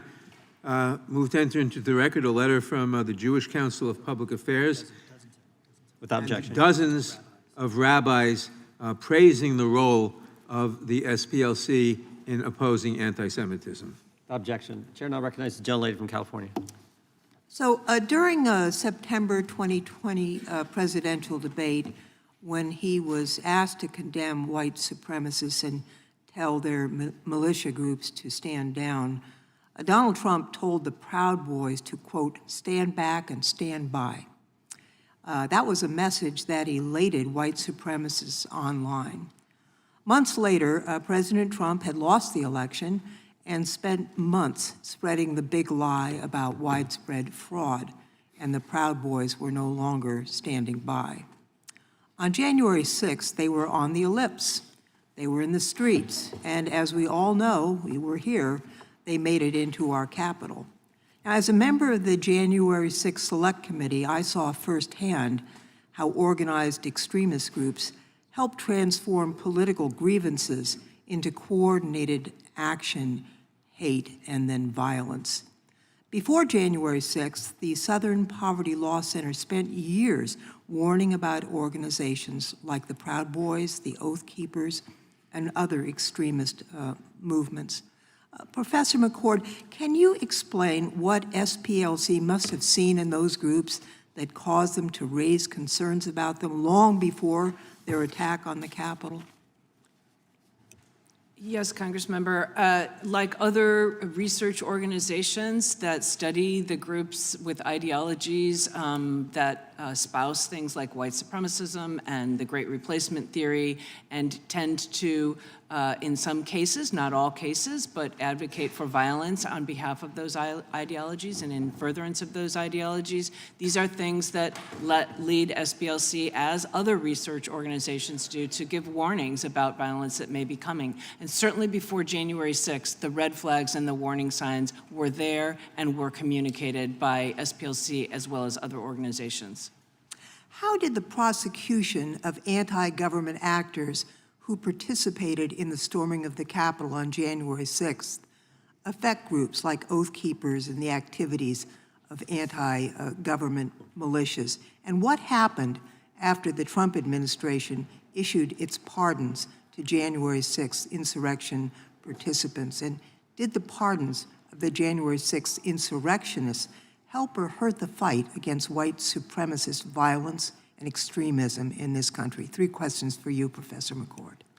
Right after January 6th, we saw groups like the Proud Boys, the Oath Keepers, the National 3%ers dismantle their nationwide organizations. We saw the Oath Keepers pretty much dissolve. But of course, with the pardons and the clemency and the commutations, we've seen a resurgence of these groups. We've seen them monetizing things, and we've seen also, unfortunately, members not just of those groups, but people who were pardoned committing additional crimes. We have a list of the crimes they've committed, some really disgusting and serious measures. Mr. Fair, if Congress tries to diminish SPLC and dismiss its warnings about groups like the Proud Boys and Oath Keepers, what lessons would we miss about the threat posed by organized domestic extremism to our American democracy? Thank you, Congressman Longwood. The lessons we would miss is that all of us are less safe with the threat of domestic terrorism, that these groups that both express hate, that express white supremacy, that terrorize various groups are a danger to all of us. And we need to know about them. We need to know about what they say, and we need to know about the actions that they take. That's what we'll miss. I thank you for those answers. I think it's really quite telling that the Republican majority on this committee has now had a second hearing to scrutinize SPLC rather than discuss their findings and figure out how to prevent another such attack on our democracy. These lunatics that Donald Trump unleashed back onto America's streets are prepared to go to war for him again. They're violent, they're hate-filled, and they have a president who will not hold them accountable for violating the law. He's pardoned them. He says he wants to give them taxpayer money to reward them. That's the threat we need to be discussing, not the folks at SPLC who are pointing out this threat. With that, Mr. Chairman, I yield back. Until it yields back, I would just remind Mr. Fair that the Family Research Council doesn't terrorize anyone. And shortly after you put them on the hate list, individual came into their facility and shot the security guard. I now recognize the gentleman from... Sure, a quick unanimous consent request. Yeah. Just in response to the time frame with respect to the SPLC's response to October 7th, an article here from Fox that shows that statement was in fact 3 weeks later on October 28th. I'd like to insert that in the record. Objection. And subsequent reports in response to their response saying it's an international incident. There are several reports here showing that they previously responded to other international incidents in Europe and in Australia and others. I'd like to insert those in the record. Without objection. Chair now Thank you, Mr. Chairman. recognizes the gentleman from California. Thank you. Mr. Fair, does any of the money that the SPLC raises come from foreign sources, whether foreign nationals, organizations, foreign governments? Not to my knowledge. How does your organization consult or communicate with foreign sources? Not to my knowledge. During the Biden administration, did the Department of Justice seek your organization's guidance on determining political groups to target?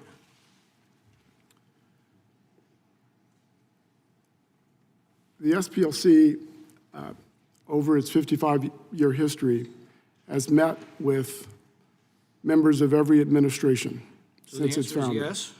No, we've met with every administration since our founding. Did the Department of Justice seek your guidance on organizations or individuals to target for investigation? The SPLC identifies groups based on the criteria that we've set out. One is... So the answer is yes? No, the answer is not yes. Maybe I don't understand your question. So the answer under oath is no. Did we? I'm sorry, I'm not sure that I'm following your question. Let me try again. During the Biden administration, did the Department of Justice seek your organization's guidance on determining political groups to target? Not to my knowledge. We're told an investigation into your organization's activities was initiated by the Biden administration, but then mysteriously dropped. Did SPLC have any discussions with Biden administration officials about this investigation? Mr.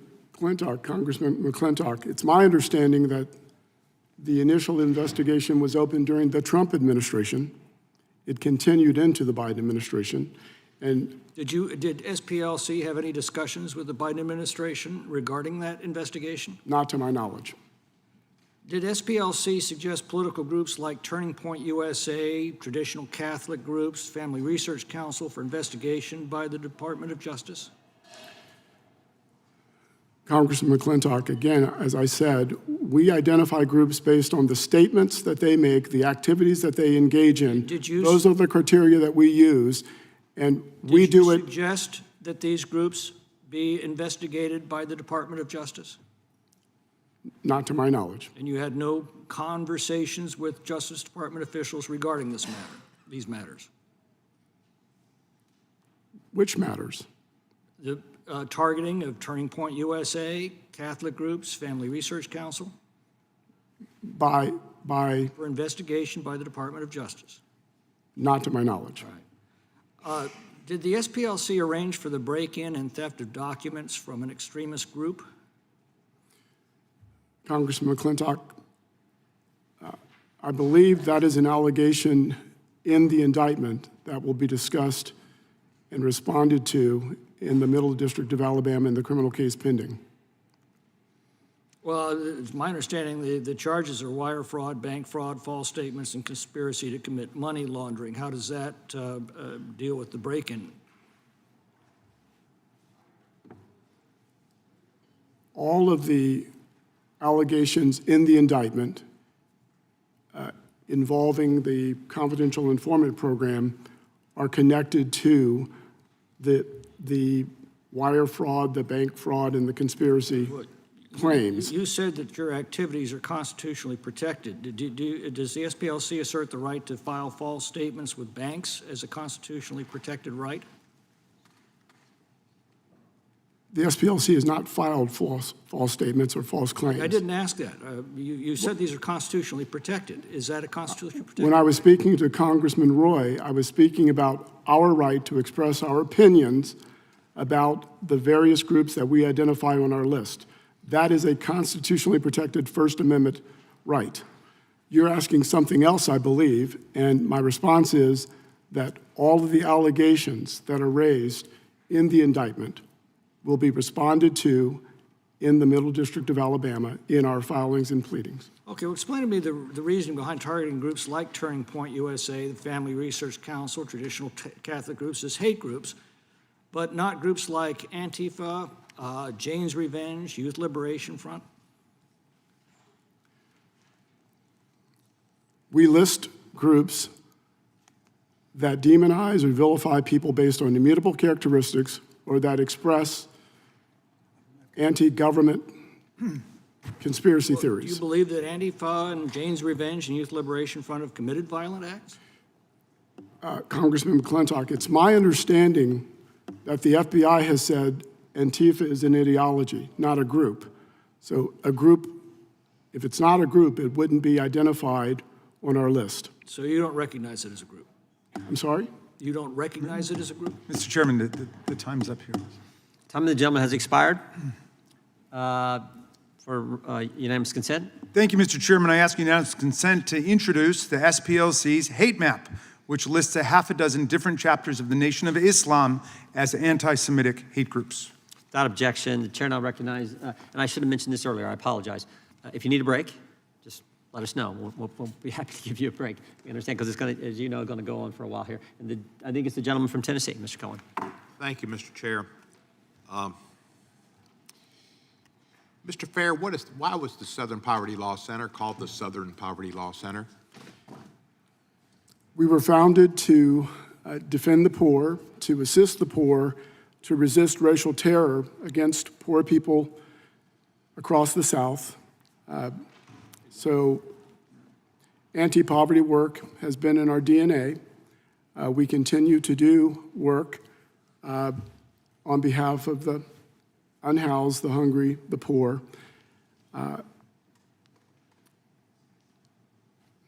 And your founders, I knew Morris Dees. I know Morris Dees. I haven't seen him in Everett for a while. And Julian Bond was a dear friend of mine. They were two of your founders, were they not? That's correct. Were there other founders that people might know? The three founders, Morris Dees and Joe Levin, came together and named Julian Bond the first president. Pretty good crew. Outstanding crew. Yeah, they all should have gotten presidential medals. I tried to get Julian one, but for some reason, two of our presidents failed. Why, I do not know. So the Southern Poverty Law Center was not formed to go after international discrimination and hate. There's plenty of hate in the South. Yes. The South's abundant with hate. Our initial work was primarily focused in the South, but that work has expanded to cover the entire country. I don't understand the questioning, some of the people on the panel, about suggesting the Southern Poverty Law Center is not concerned about anti-Semitism and Jewish hate. as a person who's been exposed to Jewish hate and anti-Semitism since my birth, I guess, and could get a ton of it on the Mr. Musk's hate-filled organization, a lot of anti-Semitism, which has increased lately.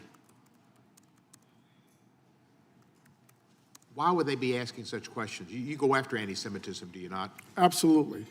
We've, as I said in my early response, for 55 years, we've been resisting anti-Semitism. I mentioned that Tanya Gersh is here today.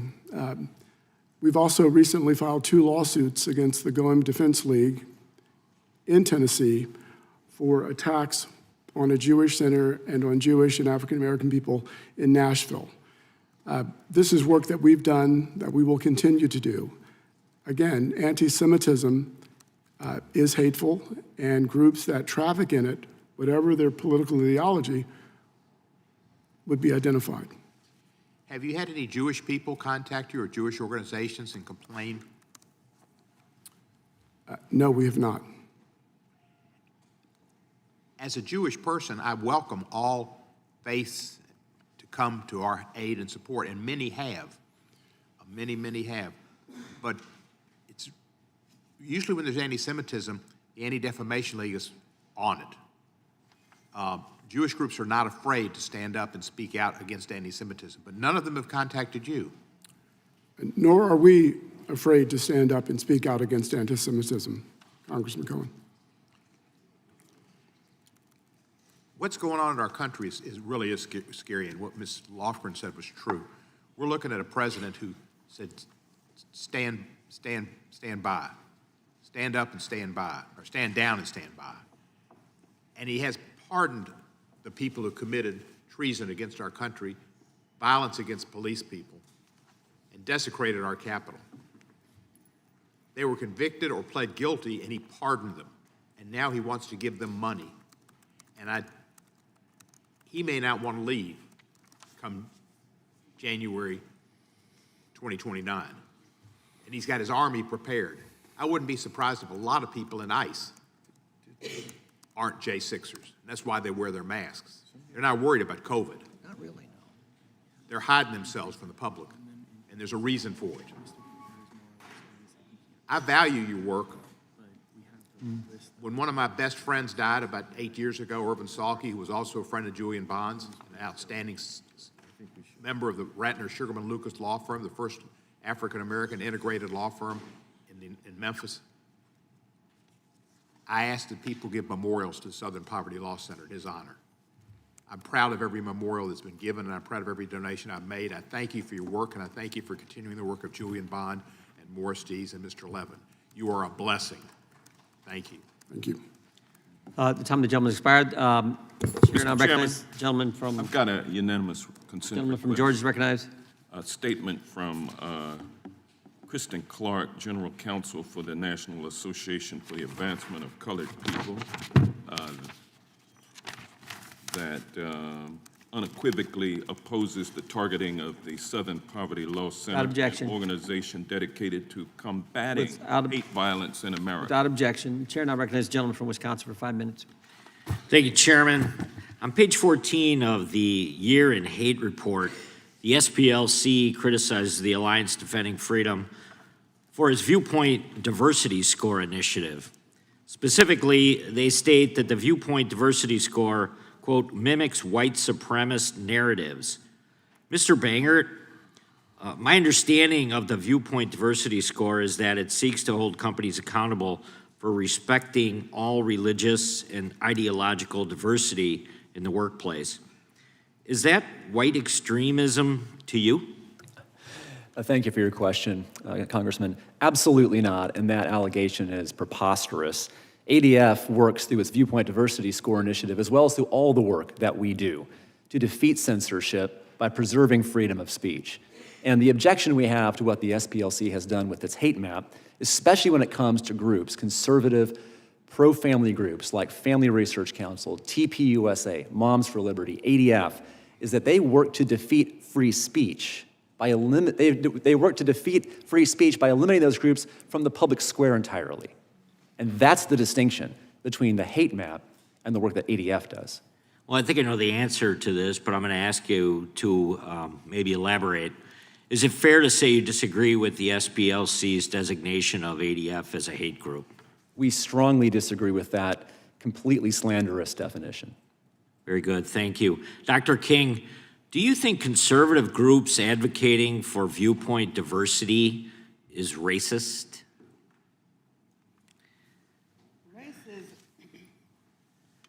Racism is socially engineered in the first place.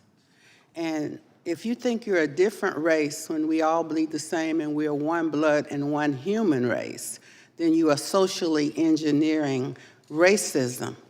What I'm trying to understand is SPLC is funding the far right and the far left with informants that they send in to report back.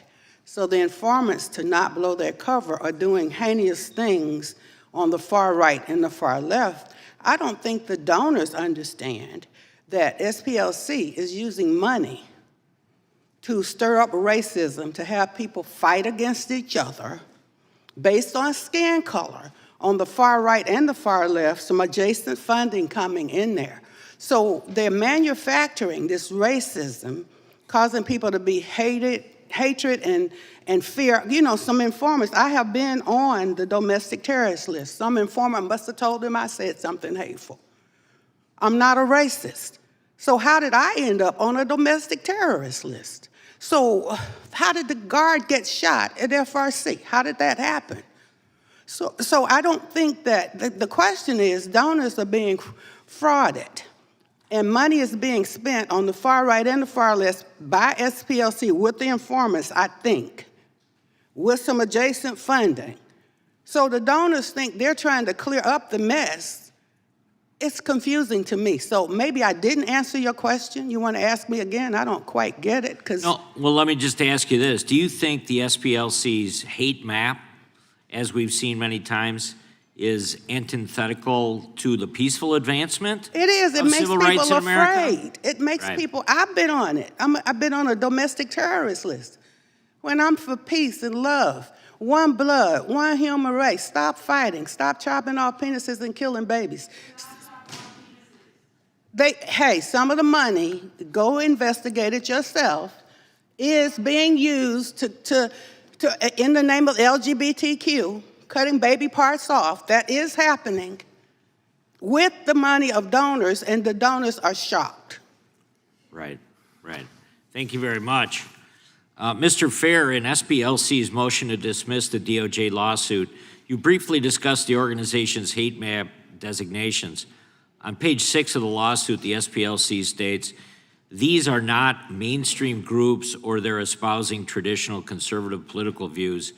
Rather, as defined in the Year of the Hate report, these are groups that, through their rhetoric and activities, traffic in extreme and sometimes violent ideologies. And if you have the hate report in front of you, it's mentioned in the motion that there are many different, let me just ask you the question. So do you think that the hate map was designed to identify specific organizations or to just create this ideology that there's hate everywhere across the United States of America?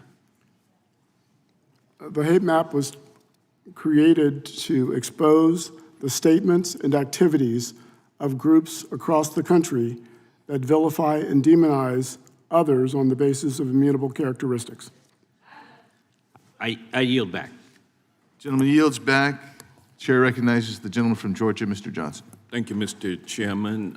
This hearing takes me back to the 50s, the time of McCarthyism, the time of demonic and demonizing attacks against political enemies that was in vogue by the notorious and infamous Joe McCarthy, the House Un-American Activities Committee. This is what this reminds me of.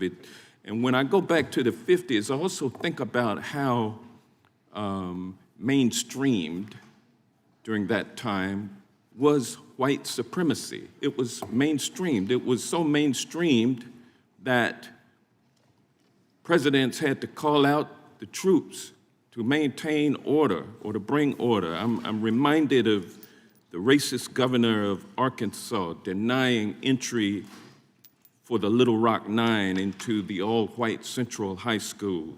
I'm sure you remember too, Dr. King, back in '57, the little girls trying to get into the building and being spat upon and taunted and threatened.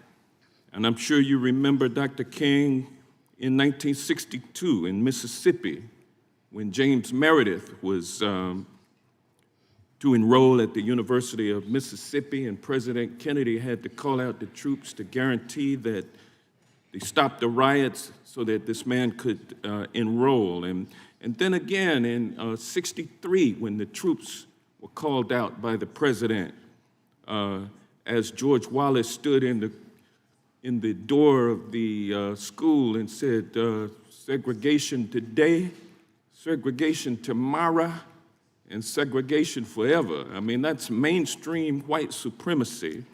Same thing when the troops had to be called out by President Johnson in 1965 to protect the civil rights marchers from Selma to Montgomery, marching for voting rights. And today, the clock has turned back.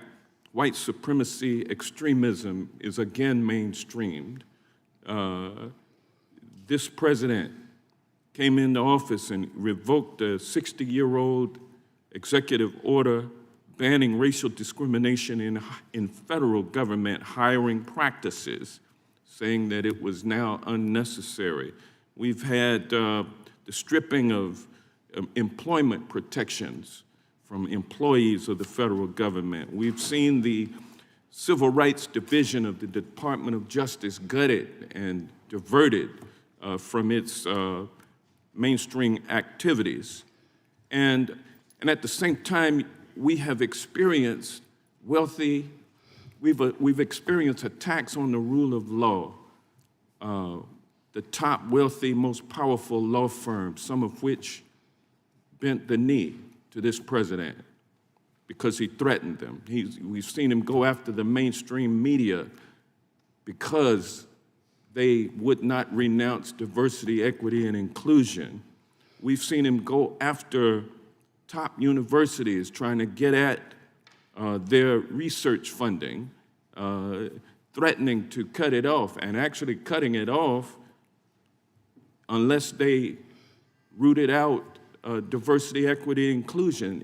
It's mainstream. White supremacy is mainstreamed. Extremism. Nonprofit corporations have been attacked, like the SPLC, organizations that offer legal assistance and provide advocacy for victims of white supremacy and racial discrimination, organizations which advance the cause of civil rights and voting rights for Black people, like the SPLC does.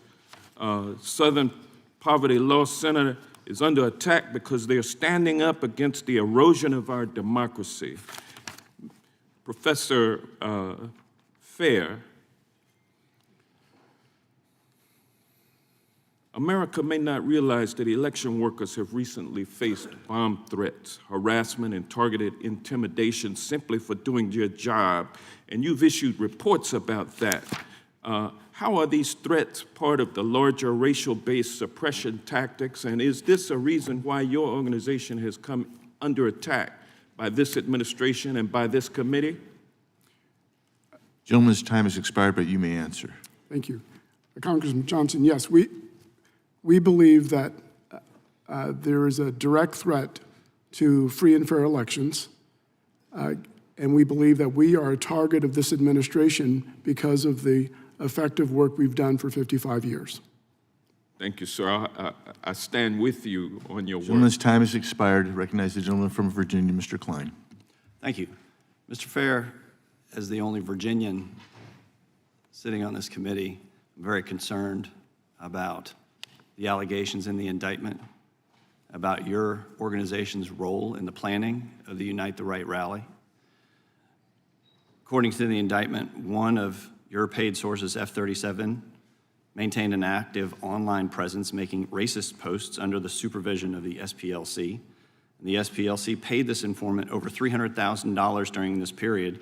The informant was involved with the rally. Now, I would ask you questions about that, but I know from your past answers you're not going to answer anything related to this indictment. But I want to know how exactly this individual aided in the planning of the rally. I want to know whether this individual attended the rally, because an individual was tragically murdered at this rally. 2 law enforcement officers were also tragically killed in an accident while surveilling the scene. I want to know why the SPLC forced individuals, other sources, to stay in the extremist organization that they wanted to leave. But let me ask you this, because this is public record and you may be able to answer it. Following the Unite the Right rally, the SPLC reported an annual revenue increase of $80 million between 2015 and 2016. Is that correct? Congressman Klein, as I said earlier, a number of national civil rights groups saw their fundraising donations surge after the election of Donald Trump. That is correct. Following the Unite the Right rally as well, correct? The Unite the Right rally was in 2017. You referred to 2015 and 16. I'm sorry. Thank you. Following 2017, you saw an increase, correct? The largest increase, to my knowledge, occurred after the election of Donald Trump. I want to shift to your partnership with the Biden-Harris administration's DOJ and FBI. Were you aware at the time that the SPLC received special treatment, such as direct access to high-ranking officials in the Civil Rights Division, early access to FBI hate crime data, and invitations to exclusive events with DOJ leadership during the Biden-Harris administration?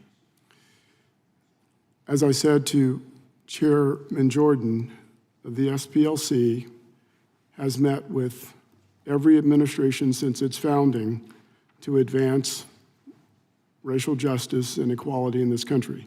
I'm not aware of any special treatment for the SPLC during any of those administrations. Has the SPLC provided training to federal law enforcement, to federal prosecutors? I'm not aware of any training of prosecutors as part of SPLC's work. We did work with law enforcement and sponsor trainings for law enforcement, if that's what you mean.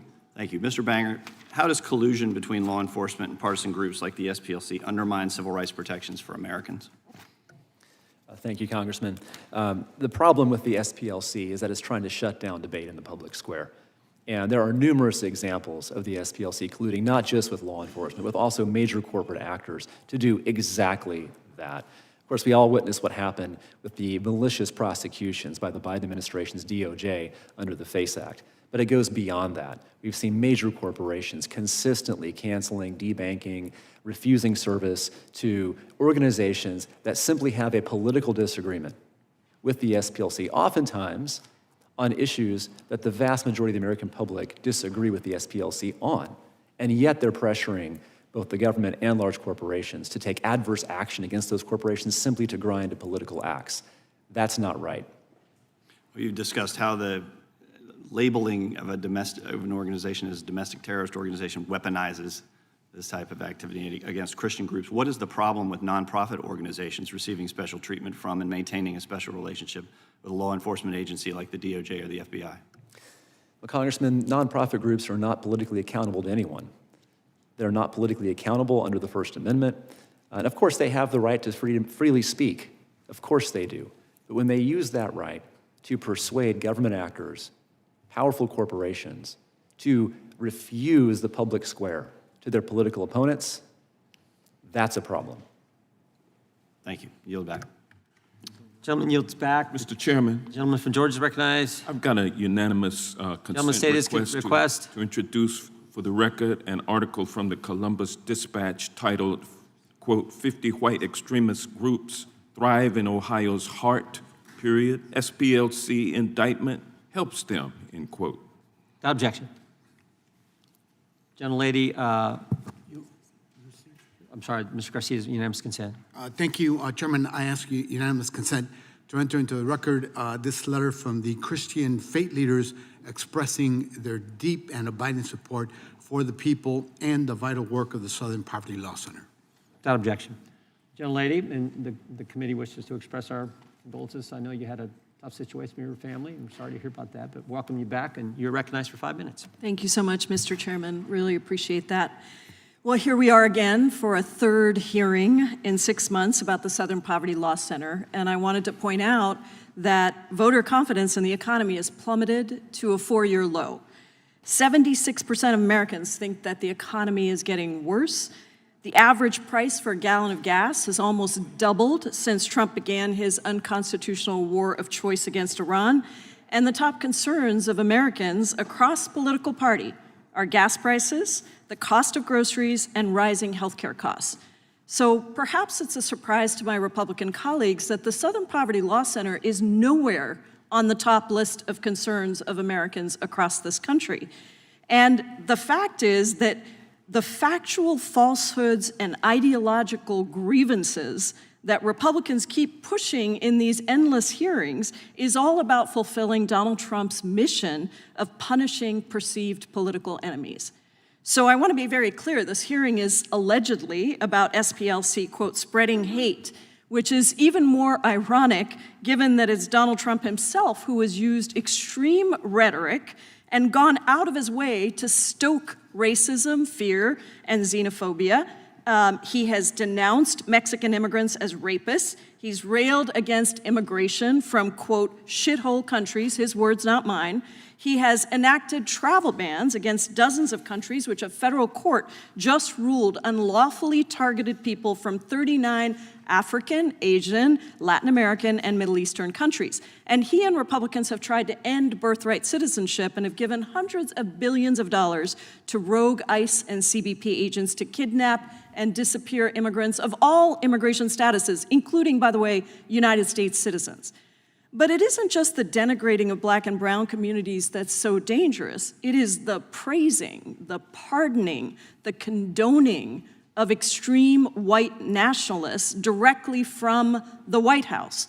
In Trump's America, white supremacists at the Charlottesville rally are, quote, very fine people, even after images and videos showed participants making Nazi salutes and cheering on the former Grand Wizard of the KKK. Trump then urged the same network of extremists to storm the Capitol and is still trying to implement his $1.8 billion slush fund of U.S. taxpayer dollars to pardon convicted insurrectionists, at least 89 of whom have gone on to commit all kinds of serious crimes, from child sexual abuse to reckless homicide. And he's done so over and over again, and yet he's weaponizing the Department of Justice to go after the Southern Poverty Law Center because they have dared to call out that hate and extremism, including from people within the White House, like Stephen Miller and others within the administration. My Republican colleagues want you to think that SPLC is targeting mainstream conservative individuals and groups. But I want to dive in a little bit to set the record straight about exactly who we are talking about here. Many of these individuals and groups espouse something called the Great Replacement Theory, which argues that elites are trying to actively replace white Americans and Europeans with non-white immigrants. So, Professor McCord, is the Great Replacement Theory an extreme and hateful fringe theory? It is a fringe extreme theory, Congressmember. It is not something that is adhered to by the majority of the American public or even a large percentage.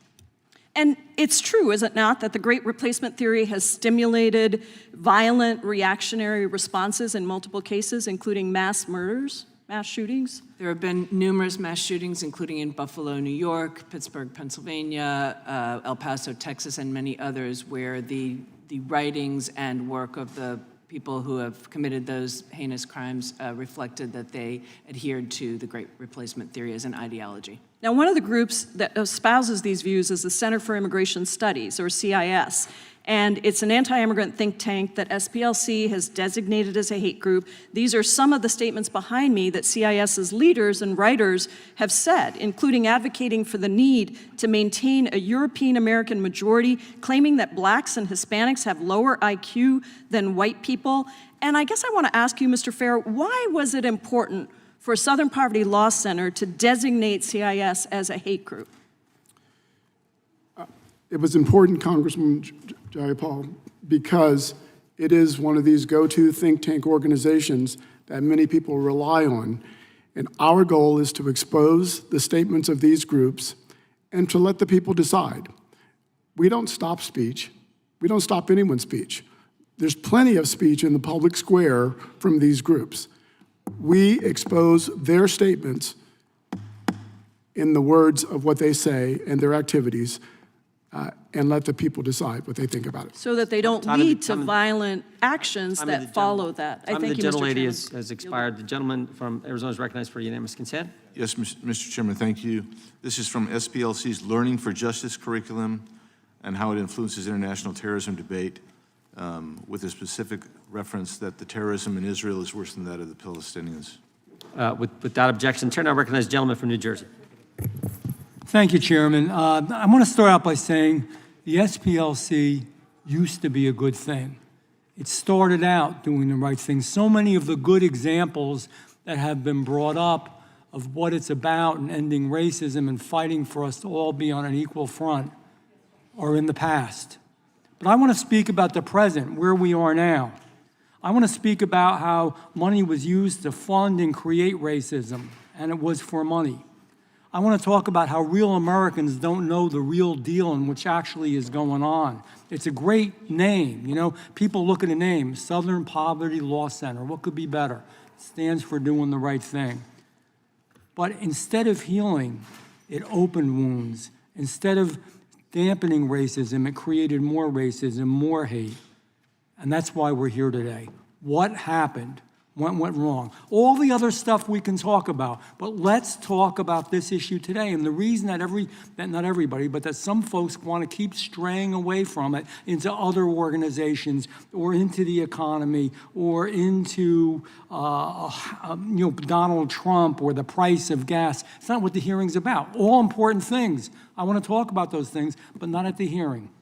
It's become clear how this organization that was existing to dismantle white supremacy was actually trying to create it in order to get more money. This is all about money. It's all about politics. It's all about changing the political scene and bringing money in to do that. And it was all in the shadows. And if you look in the shadows, you see that the money it was receiving from donors wasn't going towards dismantling hate. Honest to God, if some of the donors really knew where the money was going, they would be upset. In the shadows, they allegedly paid more than $4.1 million to individuals associated, that's a lot of money, by the way, with hate groups like the Ku Klux Klan, the National Alliance, and the Aryan Nations. Why would you give them money? You're trying to fight them. You're trying to stop that. You're trying to make it better. And I could go on and on where the money was spent, all the way that allegedly it was spent for neo-Nazi figures. It was spent to get money for wooden crosses and uniforms of the Ku Klux Klan and the very gasoline to burn the crosses. My God, the only thing more immoral than racism itself is to pretend you're trying to end it and you're actually funding it for personal gain and political gain. That's god-awful. That's hateful. So, with that being said, let me ask, Mr. Fair, let me ask you some questions. Let me be plain about it. Your organization started good, wanted to dismantle hate, yet you actually increased it. You promised to confront extremists. Instead, your indictment alleges you recruited extremists, you bankrolled extremists, you funded extremists. Your organization has strayed from its goal of bringing a country together and healing, and now it's just trying to drive us apart. So tell me, why? If I'm not right, I mean, why is there in the indictment? Why are all those charges there? I know you're going to say they're not true, but You told the donors that their donations would go towards dismantling these groups. Did you also tell your donors that their money would go directly into the pockets of members whose groups you pledged to destroy? I'm a donor. I give you money to stop all this hate, and you're taking the money and you're putting it in the hater's pocket. Do you tell them that? Your mic's not on. Sorry, Congressman Van Drew. As I said earlier, all the allegations in the indictment will be addressed in the Middle District of Alabama. We have said publicly, that the Department of Justice knew that we did not give money to any organizations. In the statement you suggested we did. We did not. The Department of Justice knew that we were working with law enforcement, including the FBI. So we've, in public documents and filings, have addressed some of the things you said. We will address others in the criminal case pending in the Middle District of Alabama. I thank you for your answer. I'm telling you, it's going to be shocking because I think it's going to be surprising to good Americans where that money went and how it increased hate. And I'm asking you this question, but again, you're not going to answer it. You don't tell donors, I bet, and you can answer just yes or no, that the money they gave would buy wood and fuel for a cross burning. Do you tell them that? Did you tell them what it was used for? Congressman Van Drew. I know, it's going to be addressed. It is going to be addressed. And you guys are going to be in trouble. And you're going to have a real problem on your hands. We believe our donors support all of our work. I yield back to the chairman. Mr. Chairman, I have a UC. Actually, I have Gentlelady, consider request. Yes, this is an article from ProPublica. Members of several well-known hate groups identified at Capitol riot. Objection. And the next one is from Salon, and it says, SPLC indictments lend support to hate groups for decades. The Southern Poverty Law Center has fought hate. Now the Justice Department wants to stop it. Without objection, Chair now recognizes. Mr. Chairman, I have a unanimous consent as well. Gentleman from Texas recognized. My colleague, Ms. Jasmine Crockett, said she was unaware that children's genitalia was being cut off. I'd like to submit this article that says Trump administration lauds plastic surgeon's statement on trans surgery for minors. I'll send you a copy, Ms. Crockett, so you can learn more about this Mr. heinous Chairman, practice. just for purposes of the record, I Without want to, objection. I Would know y'all just that, pass this down for me? I know that that side doesn't have too many women, so we may all look alike, but it that was was me. actually my colleague. I take full credit. Gentleman. I apologize. I just assumed it was you, Ms. Crockett. Please forgive me. Mr. The gentleman from New Jersey for UC. Unanimous consent from YouTube. DOJ indictment alleges SPLC funded Klan activities, including reimbursements for cross burnings. Without objection, Chair recognizes the gentleman from Colorado. Thank you, Mr. Chairman. Thank you to all of our witnesses for being here today and for your testimony. Reviewed all of your written testimony and appreciate the opportunity to ask you a couple of questions about it. Mr. Bangert, you work for Alliance Defending Freedom, correct? Yes, sir. Okay. I reviewed your written testimony.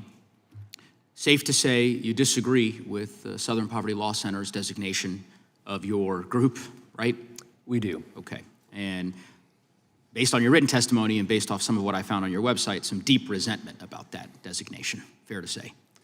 Sir, we don't resent them, we disagree with them. Disagree with them, okay. Well, as I look at your testimony and as I review your website, it is pretty clear that you view Southern Poverty Law Center as an adversary, or is that a fair characterization?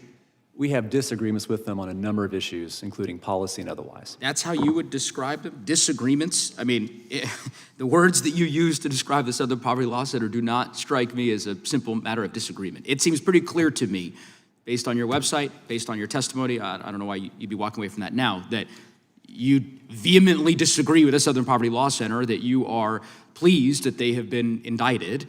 You have called, this is from your recommendations for congressional action, direct banking regulators to investigate ECOA and Regulation B compliance at institutions using SPLC-linked vetting tools, right? So you are calling for investigations into the Southern Poverty Law Center. That doesn't sound like something that you would do with someone you disagree with. Am I wrong? Well, Congressman, anytime that a designation by a nonprofit that's politically unaccountable is being used by federally regulated banks to discriminate based on religious belief, that's something that the government should be aware of and should look into. So I'm simply saying that I didn't expect to have this much of an extended back and forth on the premise of the question.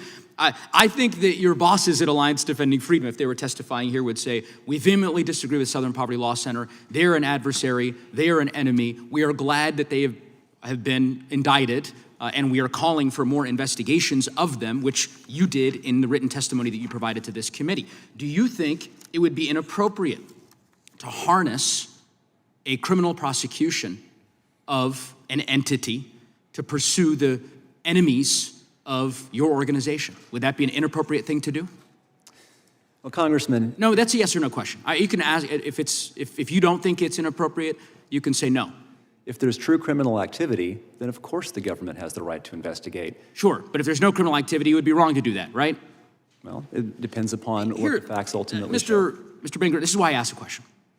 You are a former Attorney General. I think you know why I'm asking you the question. You're a former Deputy Attorney General within the Texas Office of Attorney General.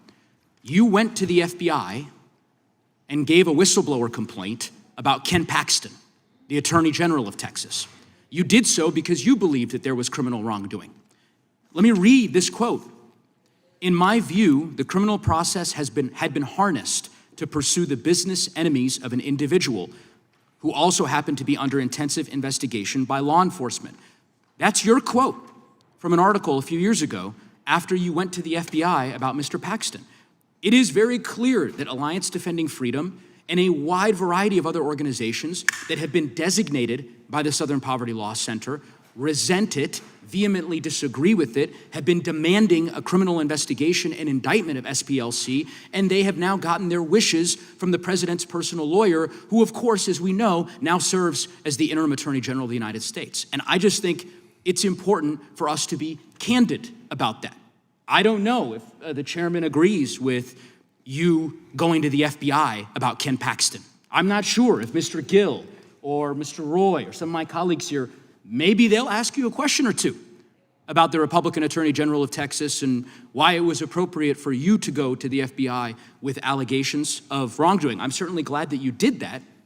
I would tell you that, like you, the SPLC, as I understand it, has gone to the FBI on many occasions to provide the FBI with information about suspected criminal activity. And in fact, that criminal activity, the reported criminal activity, has ultimately been prosecuted. By the way, not by President Biden's Justice Department, but by Donald Trump's Justice Department. And the best example of this, which was brought up earlier, was the potential mass terror attack at a synagogue in Las Vegas. And Mr. Fair, I think you've already attested to this, but just to be clear, your organization gave information from a paid informant to the FBI when Donald Trump was president. And Donald Trump's FBI used that information to prosecute someone to prevent them from engaging in this mass terror attack. Is that true? That is correct. That is correct. Thank you, Mr. Fair. Thank you, Mr. Bangert. Yield back. Gentleman yields back. Time of the gentleman expired. The chair recognizes the gentleman from Texas, Mr. Gooden. Mr. Fair, during the Biden-Harris administration, the SPLC included many mainstream conservative groups in their hate map, including Alliance Defending Freedom, Charlie Kirk's Turning Point USA, and Family Research Council. To your knowledge, did the SPLC include Antifa, which is an actual domestic terrorist organization in its hate group? Congressman Gooden, just for the record, the SPLC does not have a domestic terrorist list. I'm not sure what Dr. King was referring to, what list she's referring to. As I understand, she's on none of our list. We have a list that identifies groups based on the statements that they and their leaders make. Is Antifa on your hate map? Again, as I said earlier, Congressman Gooden, it's my understanding that the FBI has said. So they're not. Antifa, Let me ask you this. Has SPLC labeled the radical left group Jane's Revenge as a hate group? This group has publicly taken responsibility for vandalizing and destroying pregnancy resource centers and Catholic churches since May 2022. Have you all designated that on your hate map? Congressman Gooden, if you've looked at our hate map, you know the criteria we set for designating groups. One designation is when a group expresses, vilifies, demonizes individuals based on immutable characteristics. The second is a group that expresses anti-government conspiracy theories.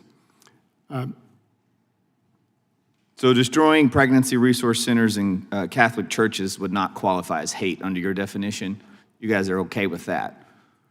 But God forbid Turning Point holds a rally. That's considered hate, but destroying a Catholic church or a pregnancy resource is not. Just to be clear, help me understand. No, Congressman Gooden, the SPLC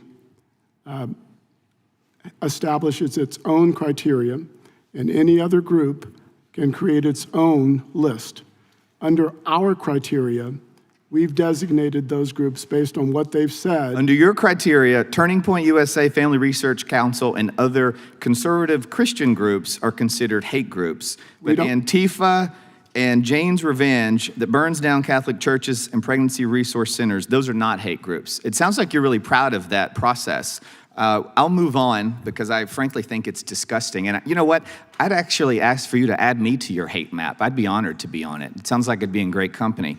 During the Biden-Harris administration, the FBI's Richmond field office relied on information from the SPLC when creating its memorandum that categorized certain Catholics as racially motivated violent extremists. Do you believe that Americans practicing their Christian faith and exercising their First Amendment rights are violent extremists? Congressman Gooden, the SPLC doesn't identify any group based on religion. We too believe in religious liberty. We identify groups based on the statements they make, that their leaders make, based on their activities that target various groups. Well, many of these statements are based on religious beliefs. So I'd take issue with that. Let me ask you, were your donors informed of your partnership with federal agencies under Biden-Harris administration? Did you let them know that you all were working with them? Congressman Gooden, the SPLC has worked with every administration since our founding to advance racial justice and equality in this country. We believe our donors and supporters support all of the work that we do. So funding radical racist groups is something that your donors are on board with. I have a hard time believing that. Mr. Jordan, I'll yield the balance to you. I thank the gentleman for yielding. Mr. Fair, if you're trying to stop hate, why would you encourage people to attend a hate rally?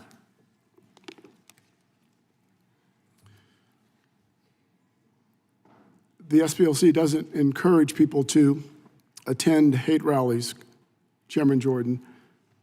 And if you're referring to any allegations in the indictment. Well, I'm just asking in general. I'm not saying it's one thing. You've said you've had informants, you had field sources. If you have informants and field sources there, that's one thing.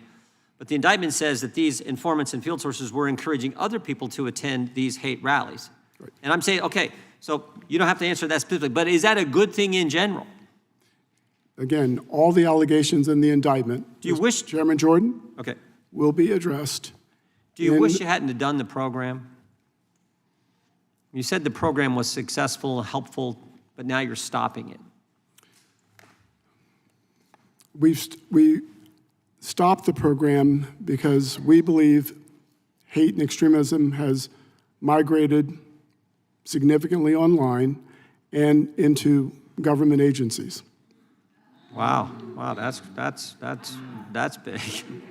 That makes no sense. The chair now recognizes. Mr. Chairman, I've got a UC request, if that's all right. Gentleman can say his UC request. Okay. First, I ask unanimous consent to introduce this article about whether, in fact, people have been driven from the public square. 2025 was a banner year for Alliance Defending Freedom in their newsletter.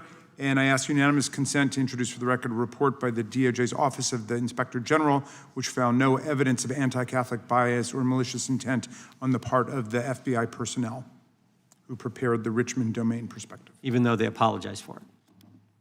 Well, I've got the report right here from the Inspector General. Well, we have the apology from Director Ray, so you typically don't apologize for something if you didn't do anything wrong. Let's submit it to the record and let everybody read both of them. Yeah, okay.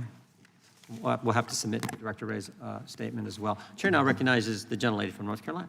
Thank you so much, Mr. Chairman.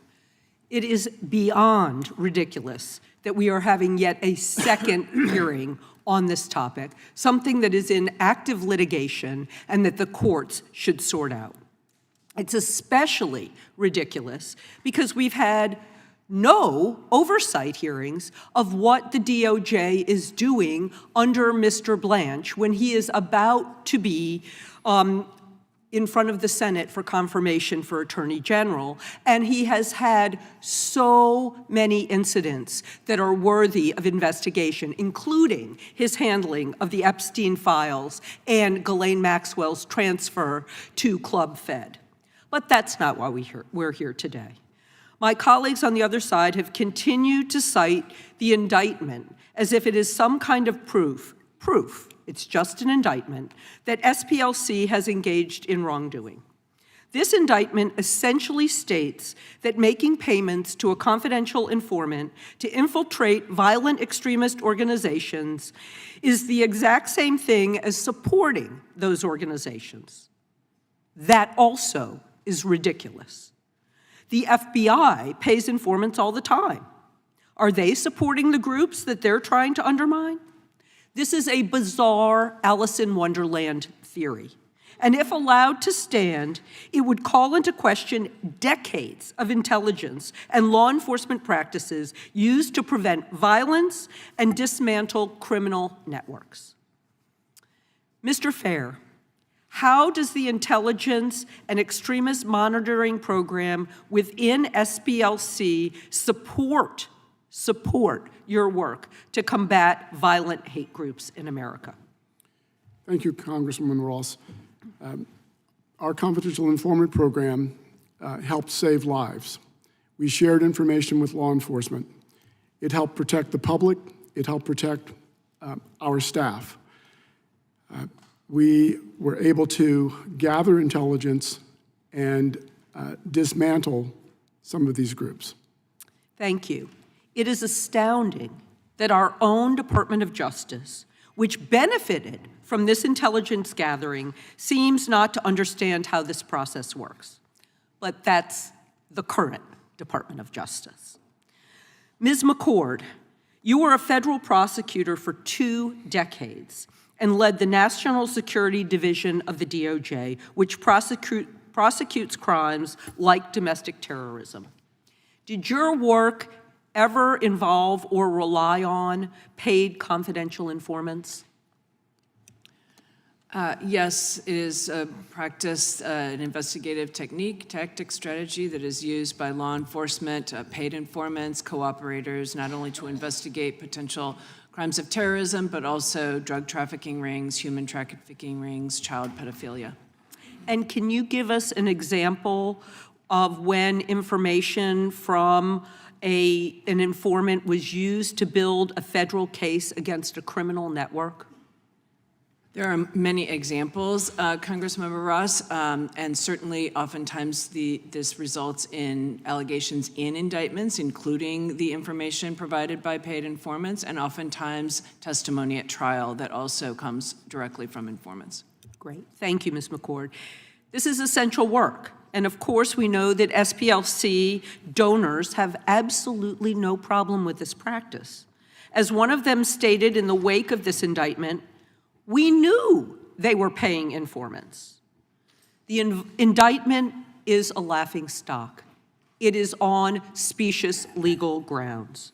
Veteran prosecutors have called this indictment frail and deficient, and particularly weak.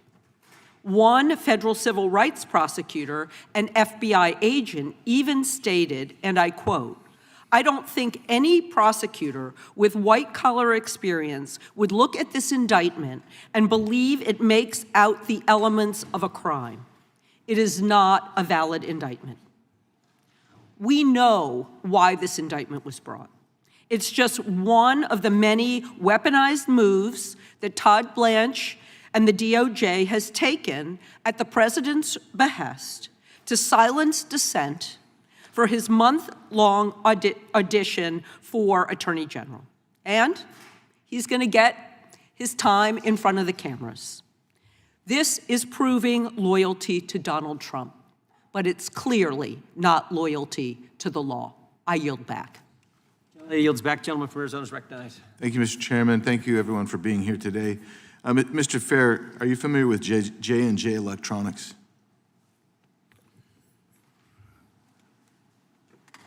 Are you familiar with Kelly's Marine? Congressman Biggs, I'm not sure that I'm familiar with them. If they are... Are you familiar with Turner Personnel?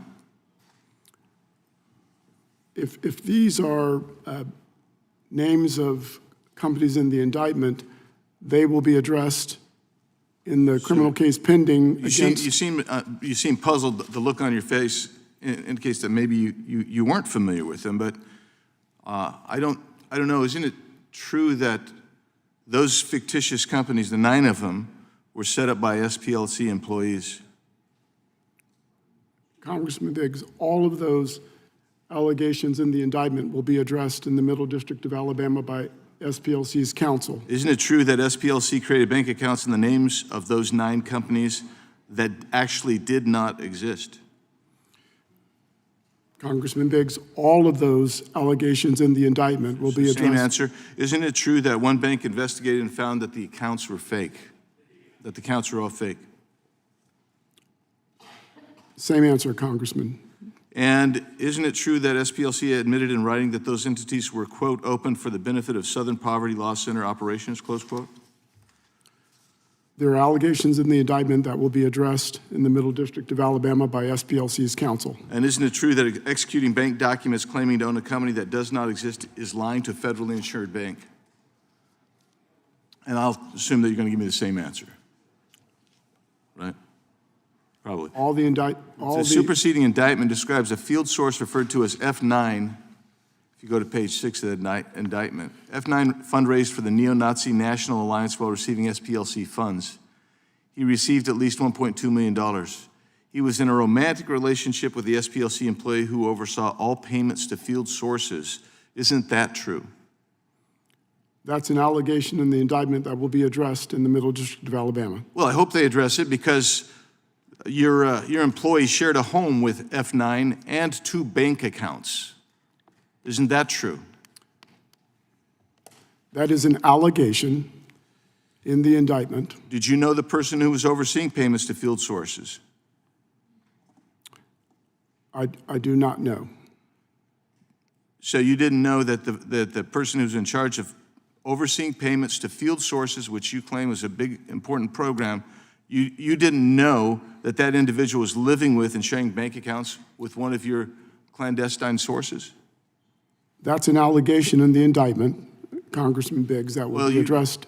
That individual, you didn't know that, basically, is what the look on your face says, but here's the deal. The look on my face says that all of those allegations in the indictment, Congressman Biggs. That's what your mouth says, but your look on your face says you had no idea, because the individual later became a director of your intelligence project. Did you approve that promotion?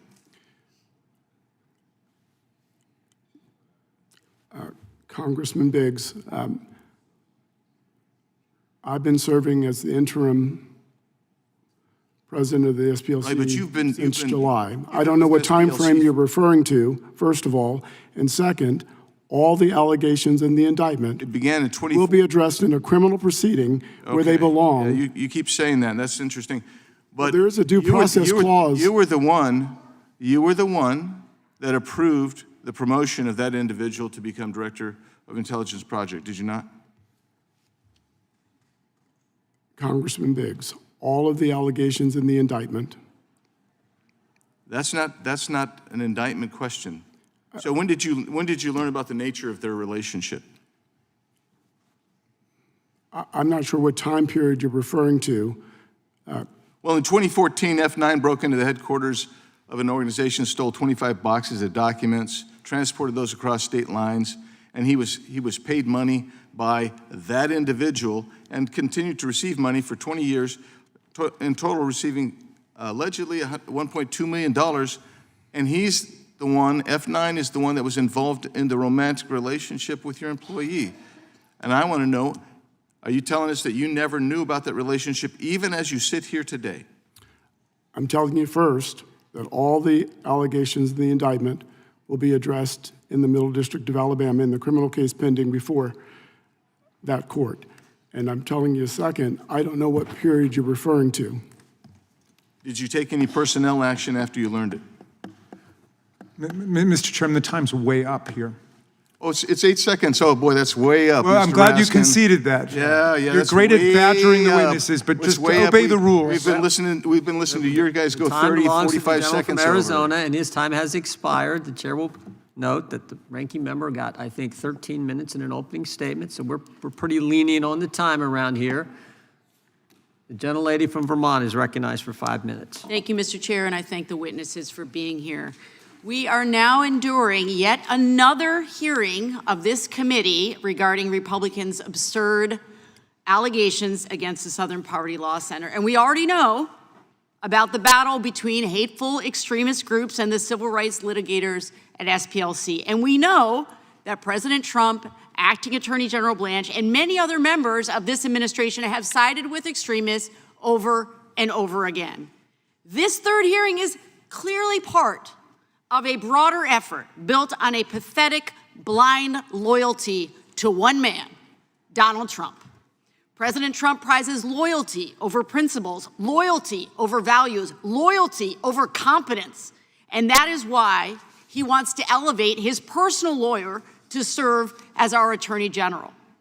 Acting Attorney General Blanche has quickly earned President Trump's trust by using the Justice Department to attack people and groups like SPLC that have stood up to this administration and its lawlessness. Mr. Blanche has overseen the creation of perhaps the most corrupt scheme in our nation's history, the DOJ weaponization slush fund. Blanche signed off on an unconstitutional agreement to give taxpayers money to criminals and insurrectionists, people who beat cops in this building. But that's not all. Acting Attorney General has also initiated a criminal fraud investigation of E. Jean Carroll, the woman who successfully sued Donald Trump for sexual assault. He has indicted former FBI Director James Comey for an Instagram post with seashells, ladies and gentlemen, seashells. He has installed a Trump loyalist to replace a career prosecutor who would not indict former CIA Director John Brennan on ridiculous charges. That's what we're doing here. Mr. Blanche is clear about his role. He knows he is auditioning to be the president's lawyer, his personal lawyer, the job that he's had before.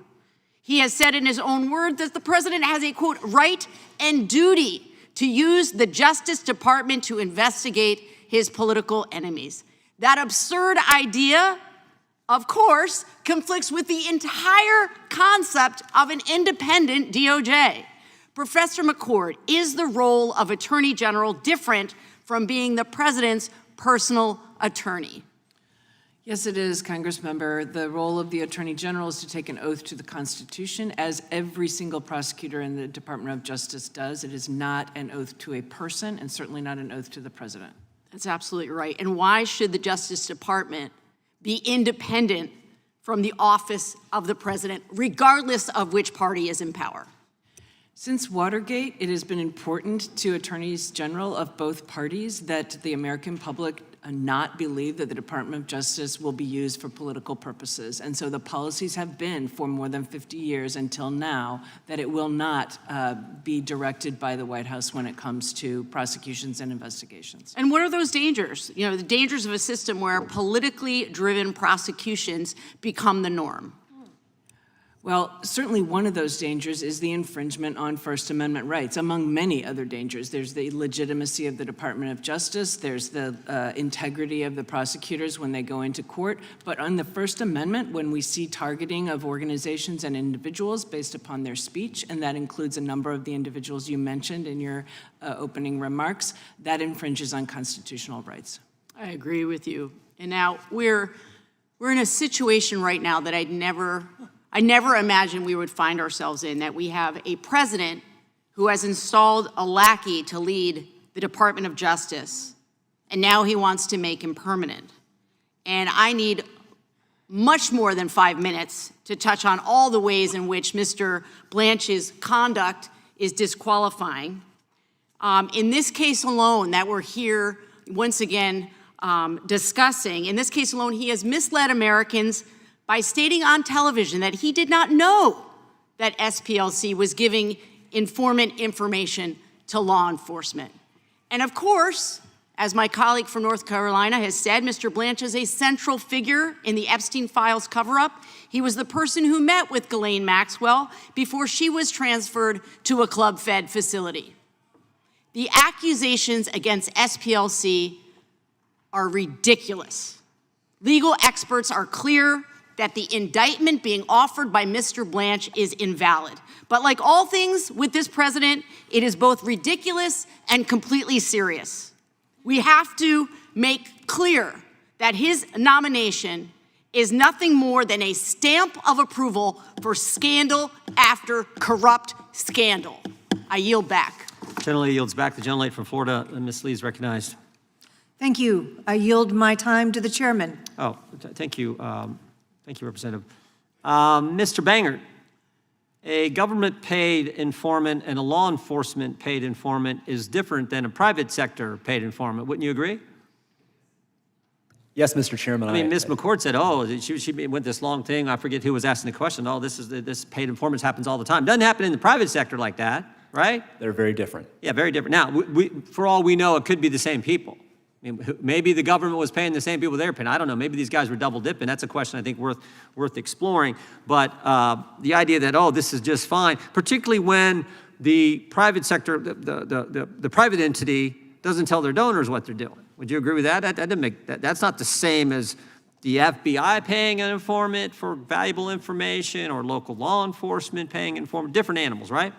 I think the indictment points out the discrepancy there. Yeah, exactly. And particularly, I don't know, maybe it's happened over time, but, you know, when you add to it that the private entity is paying an informant or a field source millions of dollars that they're not telling their donors, that's different than the FBI or local law enforcement paying some informant. Wouldn't you agree? I do agree, Chairman. Okay, let's get to this issue that the ranking member raised early on. Regarding the First Amendment. I agree, they can say whatever they darn well want. Of course we got a First Amendment. I mean, we did a big investigation on censorship, we had the First Amendment. But what has happened, and this I think was where you were going, Mr. Bangert, is when the organization colludes with corporations, colludes with banks, and worse yet, colludes with the government to silence and go after people for political reasons or other groups for political reasons, like the Alliance Defending Freedom or the Family Research Council. That's where the rub comes in. Isn't that accurate? Yes, Mr. Chairman, it's entirely accurate. I mean, it's sort of like the old Sesame Street skit of one of these things is not like the other. I mean, on the one hand, you have violent extremist groups. On the other hand, you have peaceful, pro-family, Christian, conservative organizations. And what the SPLC has done over time is it has expanded this hate map to include the latter.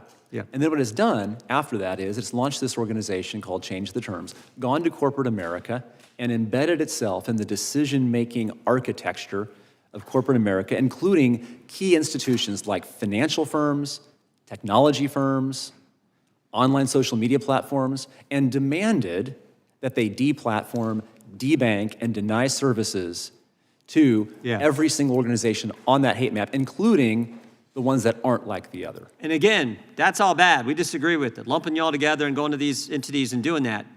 But what's really wrong is when they go to government and get the government's stamp of approval, which is what I think happened. This is why there was this cozy relationship between the Biden-Garland Justice Department and the Southern Poverty Law Center. Do you agree with that? That compounds the problem exponentially. Yeah, because when the government, when the Justice Department is making them out to be the end-all, be-all standard objective source out there, bringing them into quarterly meetings, using their material, helping and having them train their prosecutors, that's when we get into the problem. And so much so that the FBI director sat in the same seat you're sitting and said that memorandum written by the Richmond field office was wrong. I was aghast. I can't remember all the terms he used. That's where it leads to an actual document from the government saying if you're a pro-life Catholic, you're an extremist. The government, especially when it's engaging in prosecution, relies on evidence. The hate map as courts have found, is not evidence of anything. In fact, it's a sham and a fraud.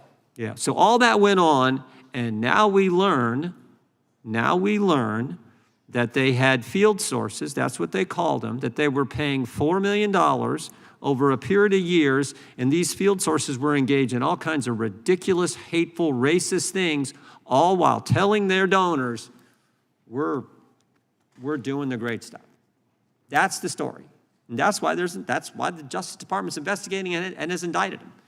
Anything I get wrong in that there, Mr. Bangert? It is a tale of hypocrisy. Yeah. I thank the gentlelady for yielding. I will give you back 30 seconds. God bless you for yielding me 4 minutes and 30.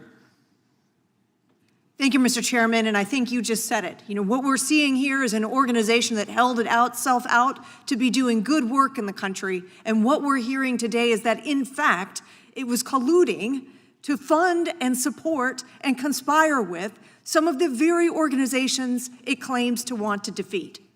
It is discouraging, and it is so critical that we have brought transparency to this issue here today. Thank you, Mr. Chairman. I yield back. Gentlelady yields back. Gentlelady from California is recognized. Thank you, Mr. Chair. So on May 18th of this year, 2 teenage gunmen opened fire on a mosque in San Diego, California, and they murdered 3 people. Then they turned their weapons on themselves before law enforcement could apprehend them. These assailants, they were teenagers. They were children.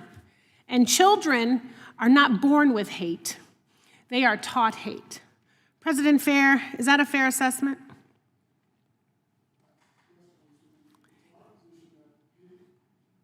Sorry, Congresswoman, it's our position that hate is never peaceful for its victims, Right. ever.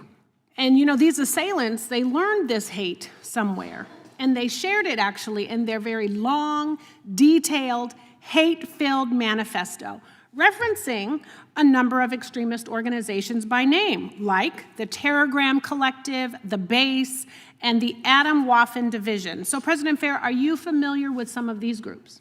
Yes, the Adam Waffen Division is one of the groups that we shared intelligence on and was behind the threatened massacre in Las Vegas. That's right. It's a neo-Nazi extremist group, and in 2019, SPLC actually gave information. It was good enough for law enforcement that they were able to thwart a terrorist attack that was planned by one of the members of this Adam Waffen division. And in fact, he said he was planning a terrorist attack, and he had explosives, and he was targeting a synagogue and a bar that was patronized by the LGBT community. So by the way, for everybody, happy Pride Month.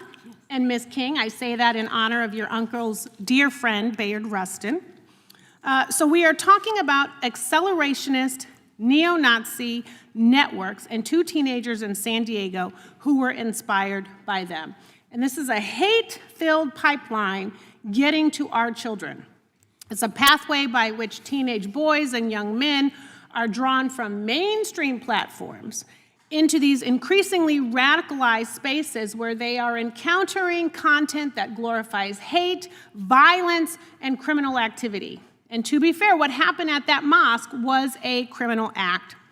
I think it's curious that Republicans haven't had any of these groups come before this committee and prove that they are not spreading hate. Where are those hearings? But maybe my Republican colleagues are okay with having neo-Nazi extremist groups teaching your children or their children, but I'm not. We've also heard today that those with traditional Christian beliefs are being treated as threats and terrorists. We've heard a lot today about how the SPLC is anti-Christian. We're being told that the organization worked with the Biden administration to target traditional Catholics for their political and religious beliefs, and that the org discriminates against anyone with traditional or Christian views. I think those are lies. So speaking of lies, for the record, President Fair, do you maintain a domestic terrorist list? We do not. Okay. So Dr. King, for example, is not on this non-existent list. Is that true? That is true. I'm not sure what list she's referring to. Okay. Is she on a hate map? No. Okay. So per usual, the facts are being twisted to attack the SPLC and the work it does across this country to tackle hate groups and violent extremists because SPLC actually dares to dissent against this administration, and therefore you all have a target on your back. But don't take my word for it. I have a video. I've been hearing that there are people who think the SPLC is anti-Christian, and I really don't know what Bible they're reading, because my experience of the SPLC is that they help churches feed hungry families, they help struggling communities. They informed me personally about need in our state, about a decrease of SNAP benefits, about hospital shortages. And the work that we do in our community, and without SPLC and the knowledge that they bring, it would limit us to be able to serve and understand what our community needs are. And certainly the values of SPLC in these more than 4 or 5 decades exemplify the values of the gospel: inclusion, solidarity, concern for the least among us, and a zeal for justice. So I fully support and want the SPLC to be known for who they are in real time, in real life, because of what they do for others. Thank you, and I yield back. Gentlelady yields back. Gentleman from Alabama is recognized. Thank you, Mr. Chairman. And thank you to the witnesses for being here today. Ms. King, great to see you again. I think you've done more to unite, I know in my region of the country, people than to divide them. And you've done it with a much smaller budget than some of the people you battle against. So thank you for your kind work. You've always got a wonderful heart and an amazing testimony. And your family's been a blessing to Alabama, and you've been a blessing to our family. So thank you for being here. The Southern Poverty Law Center is headquartered in Montgomery, Alabama, one of the most important cities in the history of civil rights movement. But Montgomery is not a shield. The civil rights movement is not a fundraising costume. And Alabama donors are not an ATM. That history belongs to the men and women who marched, who prayed, who suffered, and changed this country. Alabama Attorney General Steve Marshall has opened a civil investigation into the Southern Poverty Law Center under the Alabama Consumer Protection Act. The subpoena asks a straightforward question. When Alabama donors gave money to fight hate, were they told the truth about where that money could go? Southern Poverty Law Center has spent years putting labels on other people. It has even used hate watch to target me. As a matter of fact, I think the reason I'm on the list, and there's 11 congressmen on this list, is because we simply put a flag in front of our office that encouraged the people to pray for this nation. It's called the Appeal to Heaven flag. Somehow or another, I became a hateful person, and I was put on a hate watch list simply because I put a flag up that encouraged, one of the founding flags of this nation, to encourage our country to pray for our leaders. And then those leaders are put on a hate list, and it's published. So my name's on a list along with 10 others, courtesy of some hate watch group. I don't know, Dr. King, if we're on the same list, but I'm honored to be on a list with you any time of the day, any week, any month that we're in a fight together for this country. So I encourage you to tell your people to keep on praying, and we'll keep flying our flag. How about that? So question, Mr. Fair. Southern Poverty Law Center, as we know, is headquartered in Montgomery, Alabama. Is that correct? Yes, it is. I don't know if your mic's on. Yes, it is. Are you here today as the interim president and CEO of Southern Poverty Law Center? Yes, I am. Took over when? I'm sorry? When did you take that job? In July. Any idea why? Because I've supported the SPLC and its mission for my entire life. You don't think it had anything to do with the investigation that's going on? I'm sorry? You think maybe because of the investigation you were moved as interim CEO, or? That I was removed? I know you were actually installed. No. I joined as interim CEO because there was a vacancy, and the board asked if I would be willing to step in. Fair and enough. I said yes. Okay, so you received actually a subpoena from the Attorney General, Steve Marshall. You're aware of that, correct? Yes. Okay. Have you provided the documents that the Attorney General has requested? SPLC's counsel will reply to the subpoena. So you haven't as of yet? I have not. SPLC's counsel will reply to that subpoena. What do you think the SPLC is withholding from the Attorney General? It seems like they're slow walking the information. At least that's what I've been told. SPLC's counsel will reply to the subpoena. Congressman Moore. Did the SPLC tell Alabama donors that donated funds could be used to pay informants tied to groups like the Ku Klux Klan, Aryan Nations, or the National Socialist Movement? Congressman Moore, all the allegations in the indictment will be addressed in the Middle District of Alabama in the criminal case pending against the SPLC.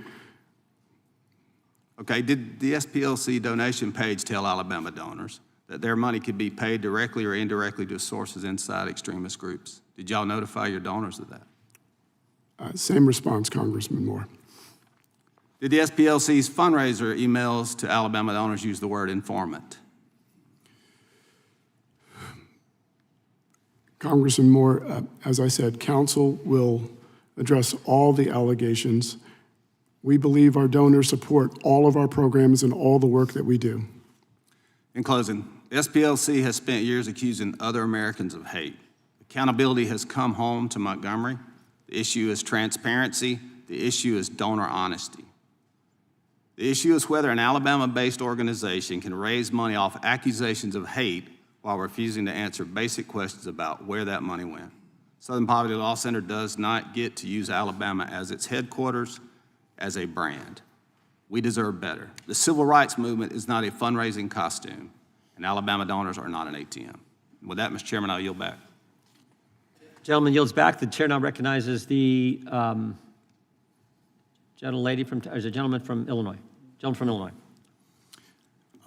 Thank you, Mr. Chairman. It's astonishing to see Republicans choose to humiliate themselves for a third time with this hearing, which is more of an indictment of them than anyone else. Everyone knows that the SPLC indictment is a joke, a bad one at that.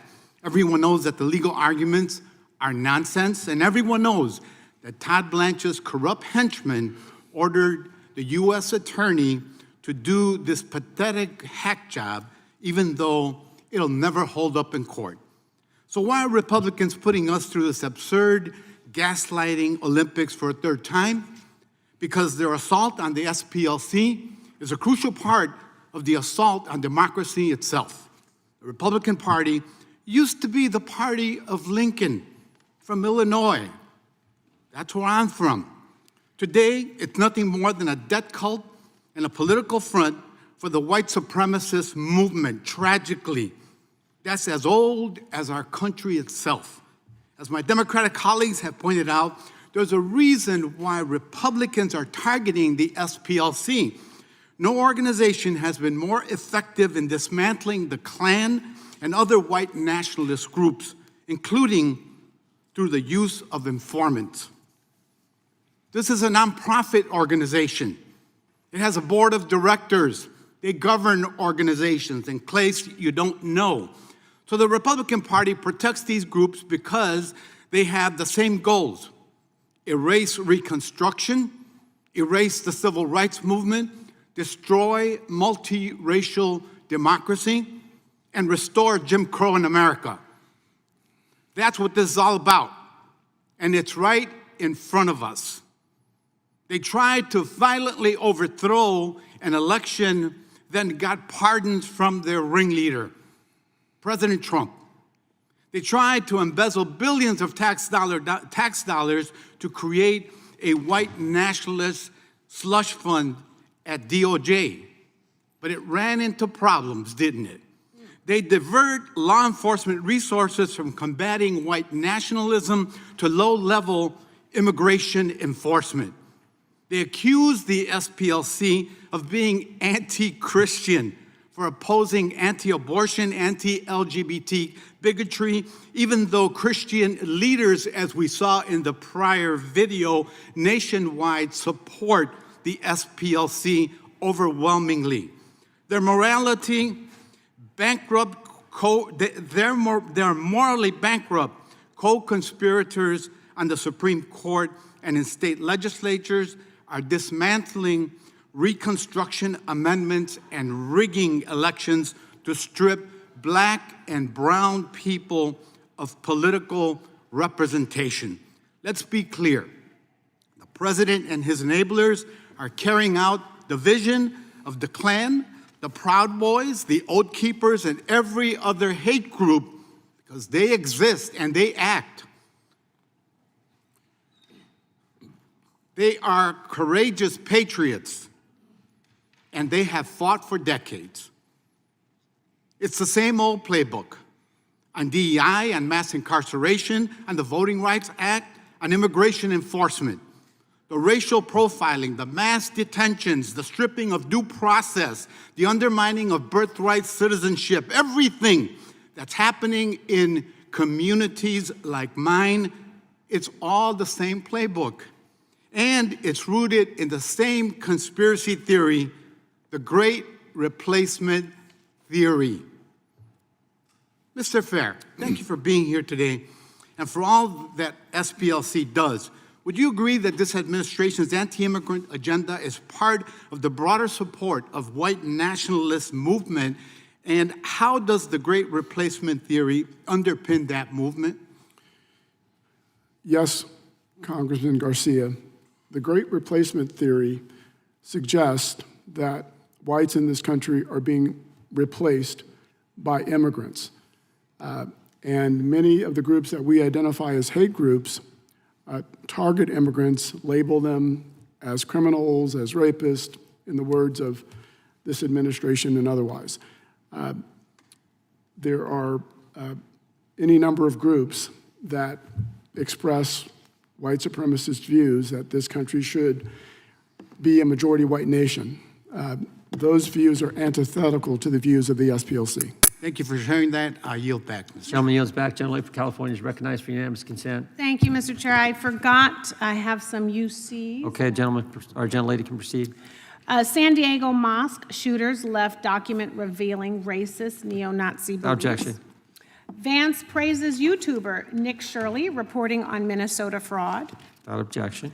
Undocumented immigrant offending rate lower than U.S.-born citizen rate. Without objection. Yeah, okay. Anti-Muslim bigotry surges ahead of International Day Without to objection. combat Islamophobia. The annual report 2025, the Council on, American Islamic Relations 2025 annual report. Without objection. Anti-Islamic rhetoric from GOP politicians sparks concern over religious hatred. Without objection. The SPLC's Year in Hate and Extremism 2024. Without objection. And once again, the SPLC's hate map to establish clearly for the record who is and who is not on it. Without objection. I want to thank you all for your patience. We have about a half an hour based on the number of members yet to testify, so we'll move to that as quick as we can. And the gentlelady from Wyoming is recognized. Thank you. For any business to remain profitable, there must be both supply and demand. As for the Southern Poverty Law Center's business model, it needs to convince people that there exist certain types of discrimination and hatred in the United States and that it alone has the expertise to identify, target, and eradicate it. A lack of such discrimination and hatred would render the SPLC's existence obsolete. And that is largely what has happened in America. So what is a business to do when its very existence is threatened by a dramatic decrease in the scourge that it exists to combat? What happens when racism, for example, is largely a thing of the past? The Brain Trust at SPLC came up with their own unique solution to this conundrum. They decided to fund the very hatred that they claim to be fighting against. And like magic, the money has continued to roll in.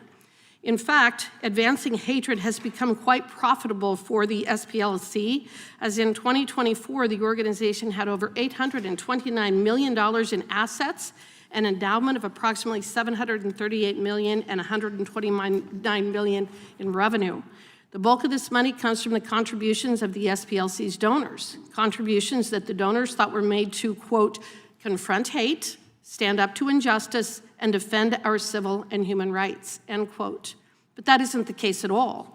Instead of confronting hate, standing up for justice, or defending civil and human rights, the SPLC has been funding the exact opposite, with the added bonus of then using their donations to target right-leaning organizations such as the Family Research Council and Turning Point USA, simply because they believe in traditional marriage and the sanctity of the family unit while also opposing abortion. Stated another way, SPLC has been using its funds to attack those very organizations that actually do confront hate, stand for justice, and defend civil and human rights. And the SPLC funded actual Nazis and white supremacists in order to do so. In order to get away with this scam, the SPLC knew that it had to hide what it was doing.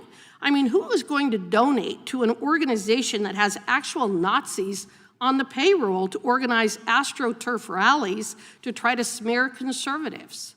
The DOJ's superseding indictment filed on June 2nd approximates that between 2010 and 2023, the SPLC funneled $4.1 million in tax-exempt donor funds to various violent extremist organizations, including the Aryan Nations, the National Socialist Movement, and the KKK, via a series of fictitious accounts, and then committed bank fraud to cover it all up.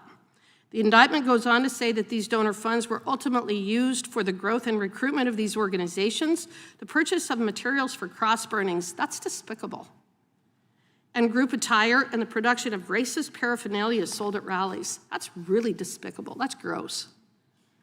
Mr. Fair, does the SPLC have any written policies to ensure that the payments you made to these organizations were not used to incite violence or engage in other activities that contradicts SPLC's public representations? Congresswoman Hageman, as I said earlier, all of the allegations that you've You have just written policies to make sure that you're not funding the KKK. we don't fund the KKK. Well, you do. Actually, that's what's in the That's an indictment. allegation, Sure. Congresswoman. Have you produced and any of these we will materials discuss all to of those us? allegations. Have you produced those materials to this committee? What materials? Any materials, any written materials, so that you are not, to show that you have a policy in place to not fund hate groups such as the KKK? SPLC's counsel is working with this committee's counsel to respond to anyone your Did subpoena. anyone at the SPLC ever raise any concerns about your practice of funding hate groups? We don't fund hate groups. Why wasn't the SPLC, now, you're under oath, remember that. You are under oath here today. I said we don't fund hate groups. Okay, except the $4.1 million that you gave to the KKK, the National Socialist Movement, and the Aryan Nations. Congresswoman Hageman, those are allegations Okay. that will be You're under addressed. oath. That will be addressed All right. in the criminal case pending against the SPLC. The SPLC also played a part in funding the 2017 Unite the Right rally in Charlottesville, and you paid an organizer who drafted racist posts under the SPLC's supervision. You fomented the hate, and then you made bank off of it, about $80 million in the following months after that rally. But you didn't just make a ton of money that day. 3 people actually died, 2 police officers and a woman named Heather Danielle Heyer. So from the standpoint of your business model, making money off of hatred, you must say that that was actually a very successful day for the SPLC. Would you agree with that? SPLC doesn't foment hate. Well, that day you did.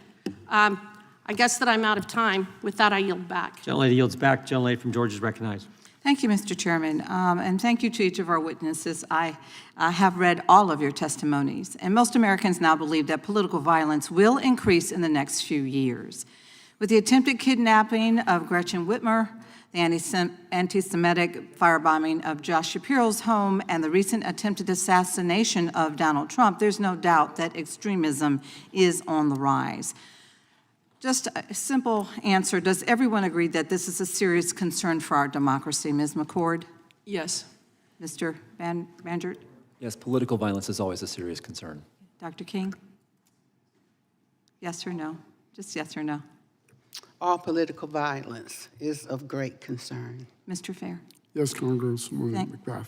Thank you. Last year, someone tried to firebomb a Republican Party headquarters in Arizona, and someone else fired gunshots at a Democratic Party office building in New Mexico. There have been politically and racially motivated mass shootings in Charleston, El Paso, and beyond. Yes or no for each of you, do you think it should be a priority of the Department of Justice and the FBI to combat extremism and political violence? Yes, regardless of the ideology. Thank you. Yes, Congressman, I believe the department should be pursuing criminal acts of political violence. Thank you. Yes. Thank you. Yes, Congresswoman. Thank you. Our priority should be eliminating and deterring violence, a view that is not shared by the Trump administration. Last March, the Department of Homeland Security defunded the database at the University of Maryland that tracked domestic terrorism, hate crimes, and targeted violence, the only publicly available database of its kind in this country. Shut down at the very moment that its data showed a 25% increase in terrorism and targeted violence over the prior year. By summer 2025, the administration went on to dismantle DHS's Center for Prevention Programs and Partnerships, the primary federal unit for proactively stopping extremist violence, credited with disrupting over 1,000 violent plots. Last fall, the Justice Department quietly removed from its website a study showing far-right extremists were responsible for the bulk of ideologically motivated deaths, a fact that has been shown numerous times in multiple studies. Professor McCord, why is the Trump administration shutting down these tools and burying studies on violence at a moment when extremism is on the rise? Well, I can't get into the heads of every person in this administration, but it is certainly consistent with their mass deportation plans and the vilifying of people of color and immigrants into the United States. Thank you. Americans expect their government to keep them safe. Yet the administration seems determined to do so only when it fits their ideological narrative. There's no better example than the reckless pardon of the January 6th rioters, nearly 100 of whom have reoffended since the attack. One was arrested after threatening a person with a gun in a church parking lot. Another plotted to assassinate FBI agents, and yet another one in a plot to assassinate an elected official. Dr. King, in a letter from a Birmingham jail, your uncle writes to fellow clergymen about the dangers of turning a blind eye to those who do wrong to your neighbors. How do you reconcile that with the presidential pardons of 1,200 violent extremists? May I answer in this manner? Manufactured hate, socially engineered racism, because we are one blood and we are one human race. All of this is generating unwarranted fear and chaos. George Wallace, who was mentioned earlier, was one of the most racist people on the planet, and he repented, he admitted that he had been racist, he regretted it, and much healing came forth. And I understand Planned that, Dr. Parenthood King, admitted but I'm that asking it is you a racist question as is well. how do you reconcile with It is time for 1,200 pardons that have SPLC been made to by the admit. president? Time belongs, Dr. King, To time belongs to the lady. admit, I'm answering you. And so in a letter from the Birmingham jail, injustice anywhere is a threat to justice everywhere. Okay, thank Everything you you for just that. mentioned was terrible, but what Thank you about for the that. guard that was shot I'm moving on. right out at Professor at McCord. Family Research Council? I'm Thank you trying to very much. answer. Dr. Thank King. you. Thank You know, injustice, violence is wrong. Time I belongs to reclaim the- my time. I'm reclaiming my time. Time belongs to the gentleman. Violence, all violence is wrong. Mr. Chairman, could you McCord. restore her time just 25 seconds? We've been very generous with the time. We'll give her a few seconds more. Okay. Professor McCord, does issuing blanket pardons to violent extremists who assaulted police officers help address this problem of rising extremism in America? No, it condones extremism by one side of the ideological spectrum. Okay, thank you. We still need organizations like the Southern Poverty Law Center. Just ask the committees in San Diego, Buffalo, and Jacksonville. You can ask me, a mother who lost her son to gun violence because a man made assumptions about him based on the color of his skin. Hate-driven violence and policy still exists, and we should dare to be bold, as Dr. King was, to fight against it. And I yield. Time the gentlelady's. Mr. Chairman, could I do a UC? We'll go to Ms. Hagan, then I'll come to you. I have a UC request. An article from LifeSet, the both sides' political violence narrative completely debunked. They cooked the books as typical. Another one, a letter from Andrew Clovet to Chairman Jordan and the committee about SPLC putting the Turning Point USA on its fraudulent hate map in the spring of 2025, and a September 1, 2020 letter from the Coalition for Jewish Values related to the SPLC hate map and what it does to the Jewish community and the risk that it places the Jewish Without community objection, in. gentleman from Maryland. Yes, just two, Mr. Chairman. The 2017 Trump administration FBI document listing the SPLC as its partner in fighting hate. Objection. And then this is from National Public Radio. author details the spy network that took on America's post-World War II Nazi groups. The Anti-Defamation League and the American Jewish Committee went undercover. Without objection. Gentleman from Wisconsin is recognized. Thank you, Mr. Chairman. Dr. King, Mr. Fair is saying that SPLC does not fund hate groups. Is the KKK a hate group? The KKK is a hate group, and what I'm very concerned about is that whether it's for informants or whatever, manufacturing all this fear and hate is not effective. And I do know, somebody said that the SPLC donors don't have any problems. Well, some of the donors have said, I didn't know that's what they were spending the money for. I didn't know what they're doing. So it's not effective. To pay the KKK or an informant to pretend they're KKK or whatever, and then they do KKK stuff and people get hurt. So what we've also been hearing from the other side here is that you must be a white nationalist if you oppose SPLC. Are you, Dr. King, a white nationalist? I'm not a white nationalist, and I am on the SPLC watch list. I have been and I am. I may have called it the wrong thing, but they have been watching. Let's call it whatever it is, watch list, map, whatever. Yeah. Mr. Fair, there's a group, Moms for Liberty, that was added to the hate map. Why was it important for your organization to put the Moms for Liberty on a hate map or whatever designation that you did?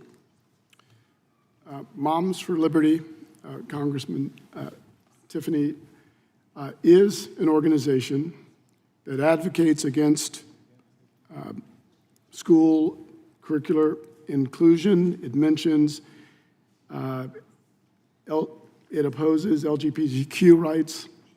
Is inclusion, expresses, when you use the term inclusion, does that include gender mutilation?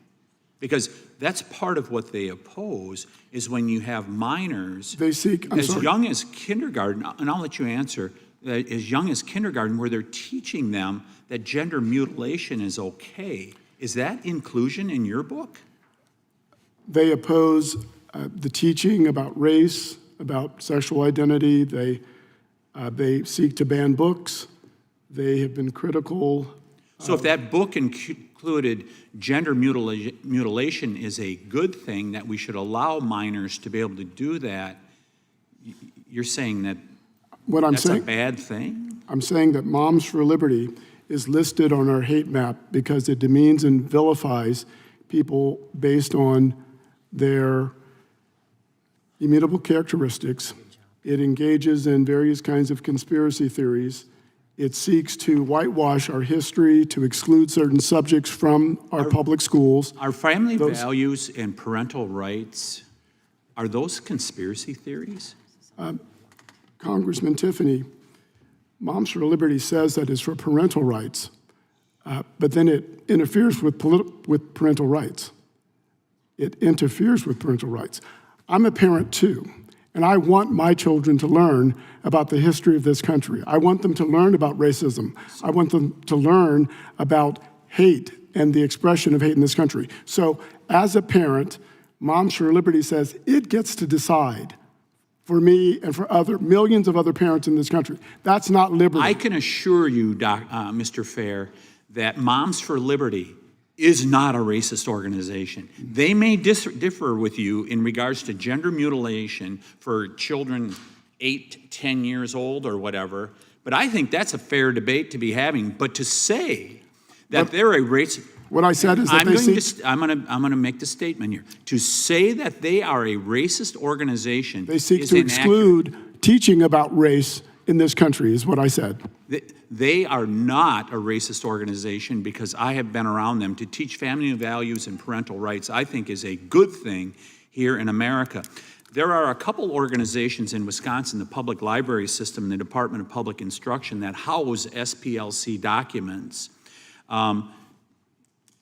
Will you go back to them and tell them, after the trial is done and all of this has been exposed of what SPLC did, are you going to go back and tell them, we are sorry that we misled the good people of the state of Wisconsin? All of the allegations in the indictment will be addressed in the Middle District of Alabama.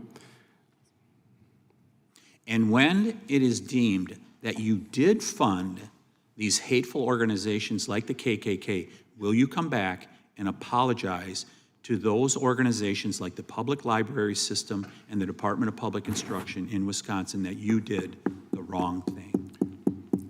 We've already asserted in our filings that we did not lie to our donors, that we did not fund any hate groups. The Department of Justice knew that we were working with them, that we shared information. Time of the gentleman's expired. Mr. Chairman, it's a unanimous consent request. It's just an article with respect to Moms for Liberty and focusing specifically on critical race theory and DEI, not specifically talking about or teaching race and their positions on that. I'd like to insert that in the record. Without objection. Gentlelady from Texas recognized. You know what? I hate that we have spent this much time, on SPLC and we've not addressed the elephant in the room, the literal elephant in the room. The vast majority of the people on that side of the aisle, and for those of you that are at home, let me tell you, when I say that side of the aisle, I'm talking about the Republicans, the ones that brought this hearing. And again, you've heard that this is not the first hearing, but the vast majority of them are white men. White men are lecturing people of color because the vast majority, actually, any semblance of diversity comes from this side of the aisle. You want to tell people of color who is fighting for who?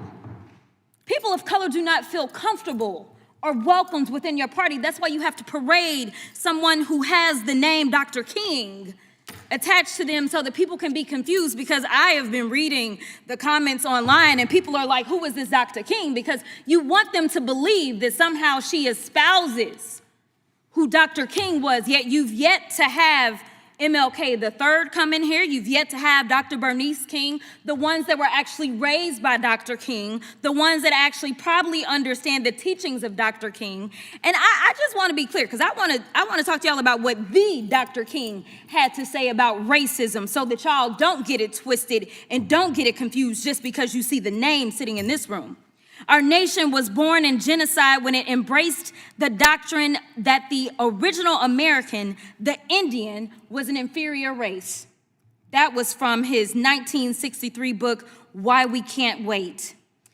He also said, in the final analysis, racism is evil because its ultimate logic is genocide. If one says that I am not good enough to live next door to him, or to have a good, decent job, or to go to school with him merely because of my race, he is saying consciously or unconsciously that I do not deserve to exist. This was from his 1967 speech, The Other America. So just to be clear, y'all don't seem like y'all even understand what a hate organization is. So I went to Google to help you out.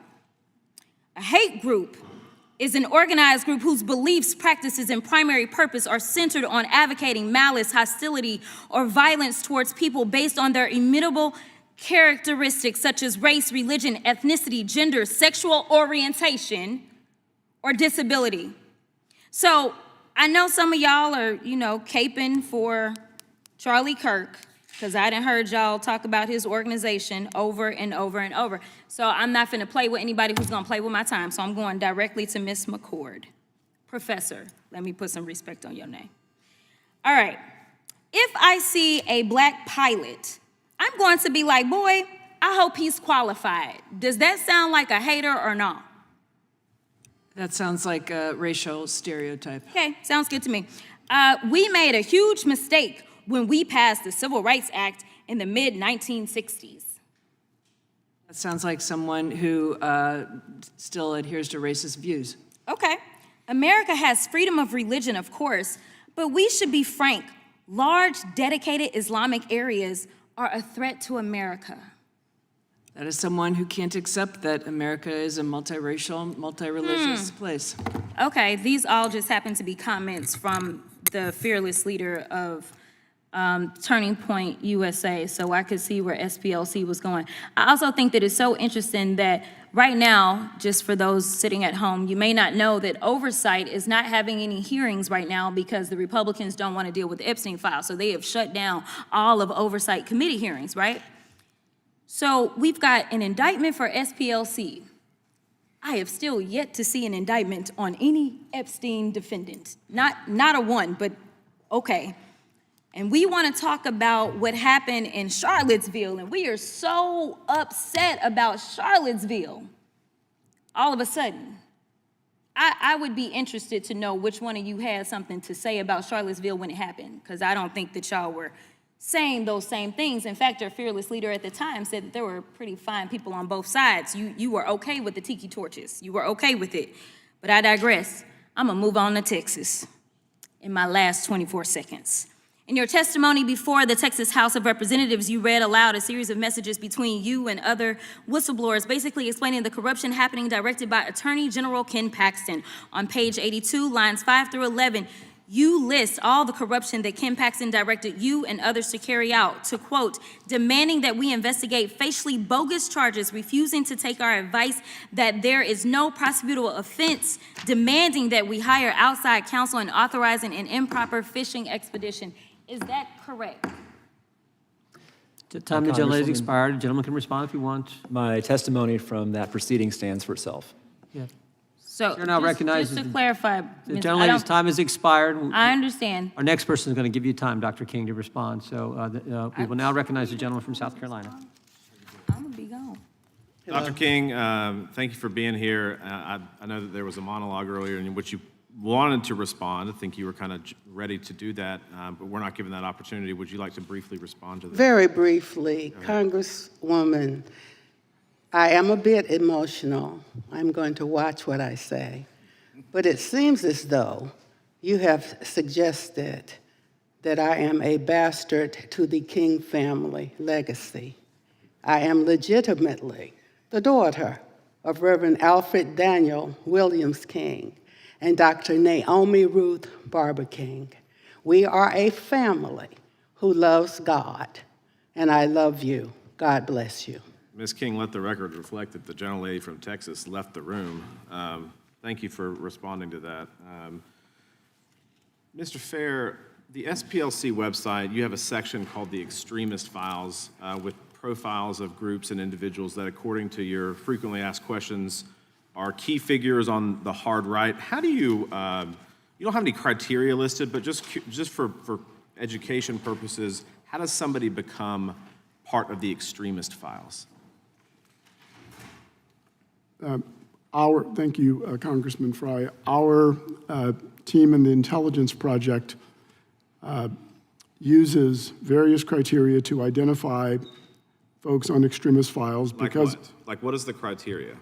their statements and their activities are the criteria. All right, so I'm gonna get so for example, if an individual is the leader of a KKK chapter, that person is overtly out in the public as the leader of a KKK chapter, they're probably apt to be on the extremist files based on their position, their statement, their association with the KKK. Is that fair to say? That determination, Congressman Fry, would be made by the experts at the SPLC. Right, but I mean, that would be an overt person, somebody that's out in front of this. They would be more likely than not to be included on that file. Is that correct? Could be on the hate map, could be on the hate list. Is it truly objective or is it very subjective? I mean, it sounds like it's like this committee, this mysterious committee decides who's a hater and who's not. As my testimony shows, we use specific criteria. But but your testimony hasn't shown anything. You haven't talked about what that criteria is. So what the heck is the criteria? Well, earlier, before you were in the room, I believe, Congressman Fry, I said our criteria is we identify people for the hate map, the hate list, who, through their statements, the statements of their leaders, the principles of the organization, all right, so let me demonize and vilify. So a collective body of evidence, then. How about that? Let's just cut to the chase. So if somebody poses with a Nazi flag or KKK memorabilia, that might be a factor, right, in whether or not they should be on the extremist file. Correct? It could be a factor, not the determining factor, but a factor. Is that fair to say? It's again. Like the answer is yes, dude. Like this is not a trap question. I'm giving you like softballs. Well, if somebody does a Nazi salute in a public forum or in public view, would that be a factor To be, It could be. Could be, okay. What about burning a cross? It could be a factor depending on the context. Okay. Have tattoos like Nazi symbols? We believe that Nazi symbols are symbols of hate, yes. What about if the individual had knowledge of what the Nazi symbol was when they put the tattoo on their body, or at least learned about it? I'm not sure that I'm following your line of questions. Well, I think it would show intent, right? Like intent would be that the person knew that the tattoo that they placed on their body was a Nazi tattoo. I'm not sure I can comment on someone else's intent. I think your own website talks about this. So this is an easy yes. What if this individual referred to their tattoo as a Totenkopf? I'm not sure I know. Do you know who I'm describing right now? No, I don't. I think you do, actually. That's Graham Plattner from Maine. Like, this is like, he was probably the best thing that y'all had coming because it actually distracted the media narrative away from the SPLC for like 2 days while they focused on this. But why would a Graham Plattner not be included on your extremist files? If he was a Republican, he probably would be, right? We don't use political ideology or political party to identify who is on our list. Well, I think you say you go after the members of the right, but I think as Dr. King was talking about before she stepped out, that this racism knows no ideology or political party. In fact, the Democrat Party has a very long and troubled history since its inception in the 1820s and 30s of supporting slavery, of supporting segregation, of continuing to perpetuate racism in our country. And so the fraud that you have perpetuated on your donors and the American people at the expense of eviscerating hate, you're only targeting one sect of people. It makes absolutely no sense. The organization should be ashamed of itself, and you should be ashamed for being. Time of the gentleman has expired. The gentleman from Missouri is recognized for 5 minutes. Thank you, Mr. Chairman, for holding this very important hearing today. It's clear that the SPLC has strayed from its original mission and used questionable and, frankly, illegal tactics to drive donations and manufacture political relevance. Mr. Fair, the SPLC labeled Charlie Kirk and his organization dangerous extremists in its Hate Watch newsletter, and Charlie Kirk was assassinated the very next day. Do you regret signing off on that newsletter? Congressman Odner, what I regret is the political violence in this country on any side of the aisle. Do you regret naming Turning Point USA a hate group several months earlier?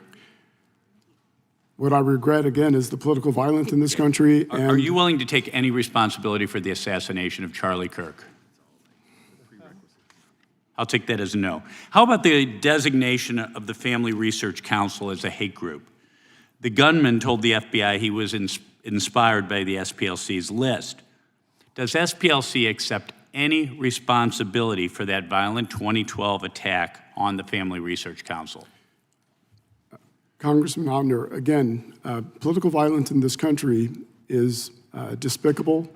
We oppose unequivocally all political violence, and we're not responsible. Has the SPLC ever apologized to Leo Johnson, the building manager, who was grievously wounded in the terrorist attack on FRC, the same attack that the gunman said he was inspired by your hate list? Congressman Odner, you decry political violence. You incite it, but you decry it. we don't incite political violence. Let's move on. Mr. Fair, the We condemn it always. SPLC's latest hate map includes 20 hate and anti-government groups in my home state of Missouri. That list includes Gays Against Groomers. And your website seems to, your main beef with Gays Against Groomers seems to be that they oppose the chemical and surgical mutilation of children. But a few months ago, the American College of Plastic Surgeons updated their guidelines to no longer recommend transgender surgery on minors. Is the American College of Plastic Surgeons also a hate group? They oppose chemically and surgically mutilating minors. Is the American Society of Plastic Surgeons a hate group? Again, I know it sounds like an absurd question, but that's how absurd your hate map has gotten. Our reporting on hate and extremism uses the statements. May I finish? uses the statements and activities of various groups. And based on those statements, we expose and share with the public what they say. It seems like one thing that many of the groups that you've labeled hate groups that we've talked about this morning have in common is that they oppose the chemical and surgical mutilation of minor children, as does the United Kingdom, as does Sweden, Finland, Norway, Denmark, and the United States Department of Health and Human Services. Are the 7 groups I just mentioned hate groups, the public health authorities in the UK and Finland and Denmark and so on, are those hate groups? Congressman, we identify groups. Okay, how about a group you've identified that just happens to have won 18 cases before the United States Supreme Court and been instrumental in 85 other cases, Alliance Defending Freedom? Are they a hate group? Are you going to double down on that today? ADF is a hate group, yes or no? May I answer your question? Yes or no?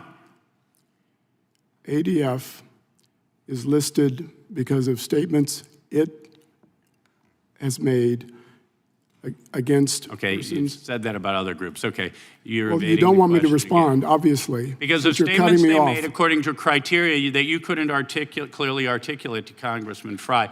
Okay, I'll ask you, Mr. Bangert.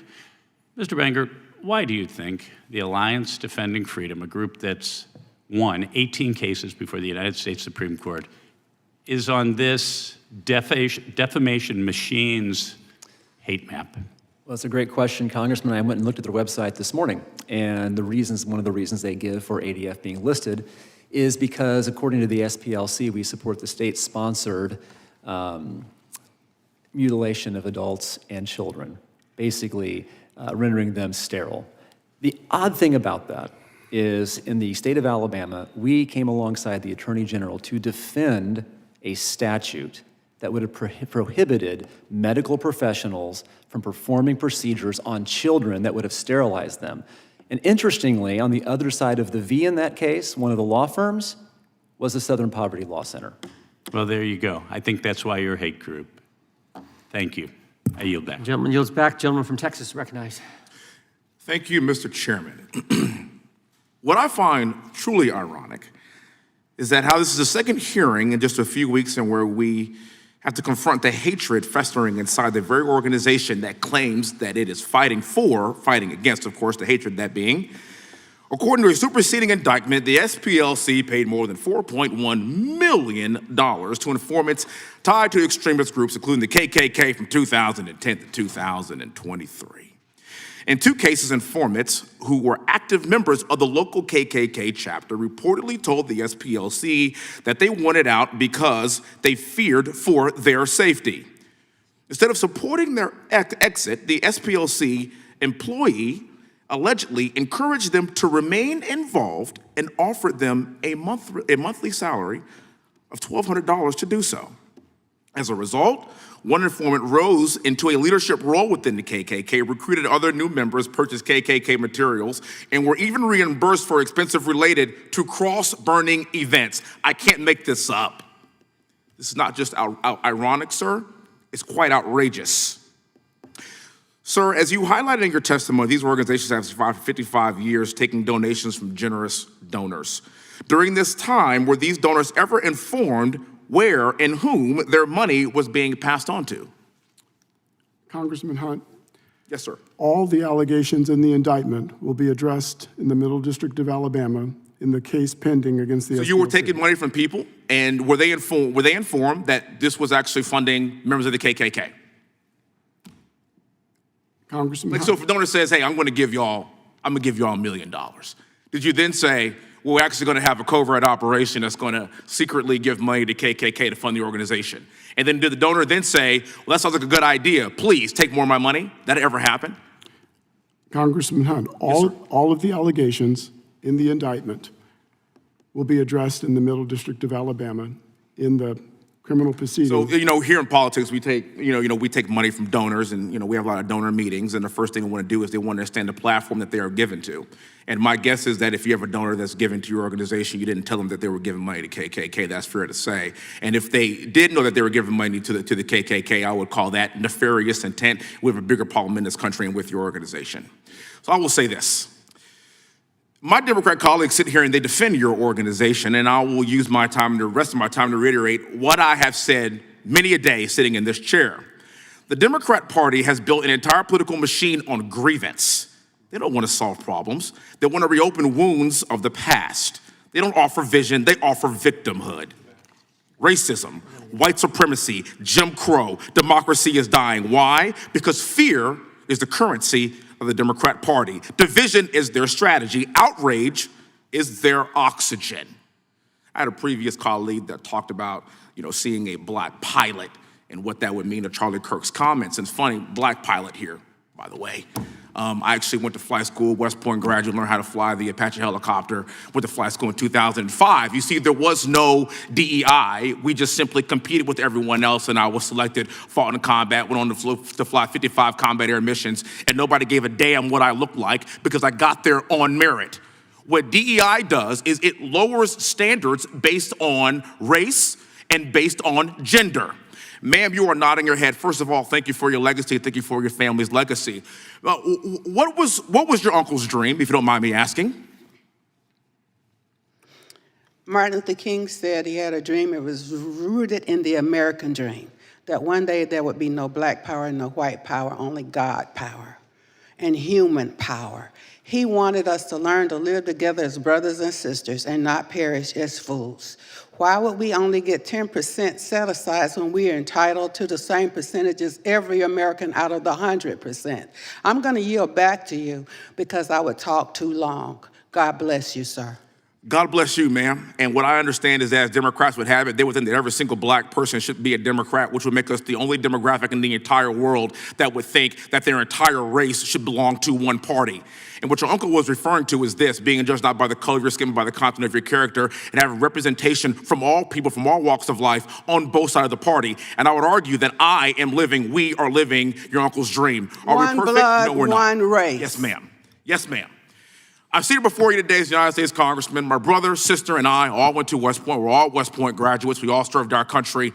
And I'm here to tell you that I am living that dream every single day. And I am so proud of you and proud of what you stand for, because I know it's not easy. But I'm so glad that people like you are fighting the good fight for the great future of this country, because we are here living Dr. Martin Luther King's dream. It's why I am sitting here today being judged not by the color of my skin, by the content of my character, from a white majority district in Houston, Texas, and I've been black for my entire life. Stop listening to the crap of the left and realize that we are all in one boat rowing in the same direction because of people like you. We must fight against organizations that want to give a dime to organizations like the KKK Chairman, for whatever reason. I get back to the remainder of my time. If Thank you're you. willing to grant us equal time, I'm fine to let them go as long as they want. That was good. My apologies. Thank you, man. Gentleman from North Carolina is recognized. Well, thank you, Mr. Chairman, and that was tremendously passionate. To my colleague, Mr. Hunt, thank you for your incredible words and admonition to all of us today.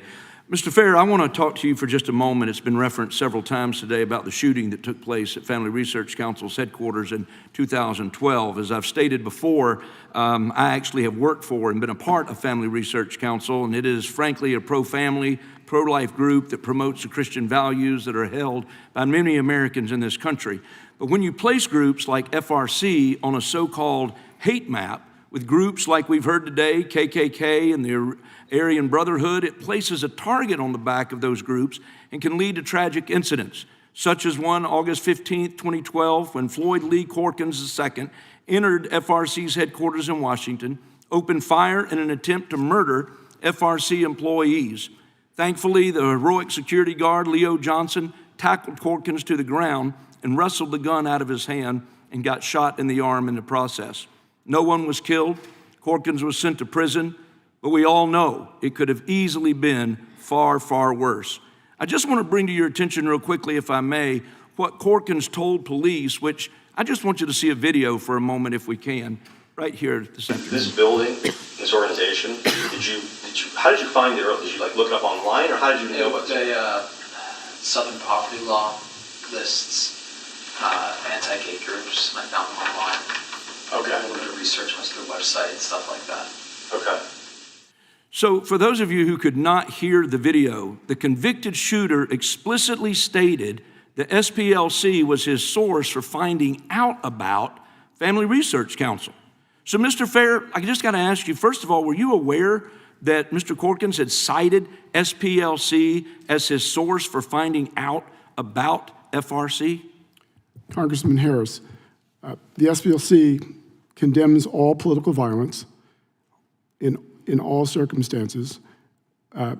We are not responsible for Corkins' actions. We never want anyone to use our material to advance political violence. May I ask you, was this the first time you'd ever seen that video? Yes. First time you'd ever seen it. What's your reaction to hearing in that video that the only reason he found out about Family Research Council and decided to go and try to execute employees in that building, what's your reaction to that? My reaction is that we condemn political violence, that we don't want anyone ever to use our material to advance political violence. We share material and inform the public about what other groups are saying and the activities yet, they take. As of this morning, FRC is still listed on the hate map. Why is it still up there, and do you have any plans to take it down? FRC continues to be on our hate map because of the expressions it makes, vilifying and demonizing people within the LGBTQ plus community. Well, I think it's despicable that FRC was placed on the hate list in the first place and that it still remains on that list over 10 years after the attack on those individuals. I also want to bring to the attention quickly someone in this room this morning who has been personally impacted by your so-called hate map. Rosalind Hanson, who serves as the chapter chair of Moms for Liberty, Montgomery County, Maryland chapter, in a 2023 child custody case, going through the difficulty of the challenge of that, her ex-husband specifically cited the SPLC to accuse her of being involved in a hate group. So I just want to see if it's sinking in to anybody here that the SPLC's defamation is causing real-world harm everyday Americans like Ms. Hanson, and it needs to stop.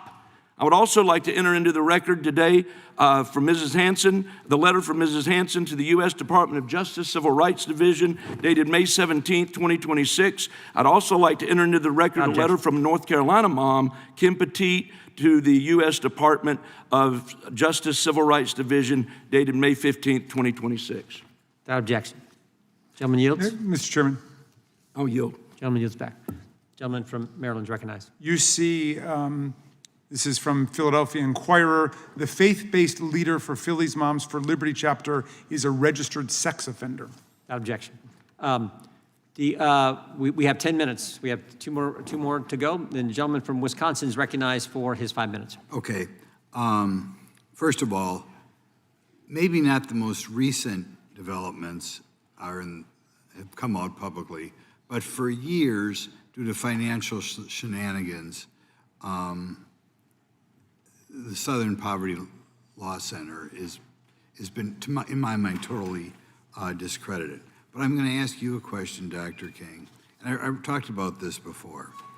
One of the things that bothers me is given SPLC's long documented pattern of partisan activity and even more financial misconduct, how do you explain the continued willingness of major press organs to cite SPLC as an authoritative source?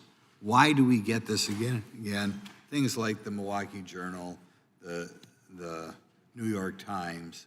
If you were not familiar with the background, you'd think, holy cow, we have an authoritative source here. Why do you think they do this? Are you directing that? Yeah, to Dr. King. I'm sorry. Would you please restate the question? I'm sorry. SPLC has been exposed for years. There are always new things coming out, but just in general, financial misconduct. Nevertheless, you pick up papers like in my area, the Milwaukee Journal, the New York Times, the Washington Post.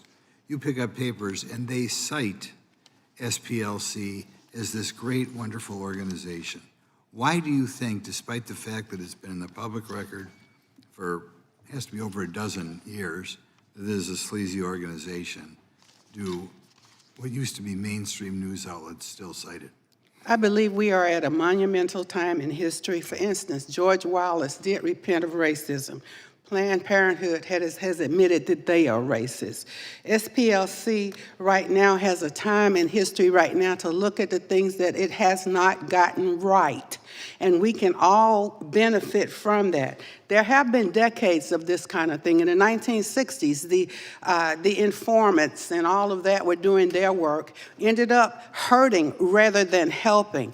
When you manufacture hate, when you manufacture and socially engineer racism as if we were separate races and we're only one race, you're going to keep getting unwarranted fear and chaos. Somebody said earlier that there have been decades of these types of practices. These practices have not worked. They are not working. You can't keep paying informers to do stuff and then they end up helping to do terrible stuff, not tell the donors that's what they're paying for. I'm not sure if I actually answered your question correctly, but it is wrong. These practices are not working.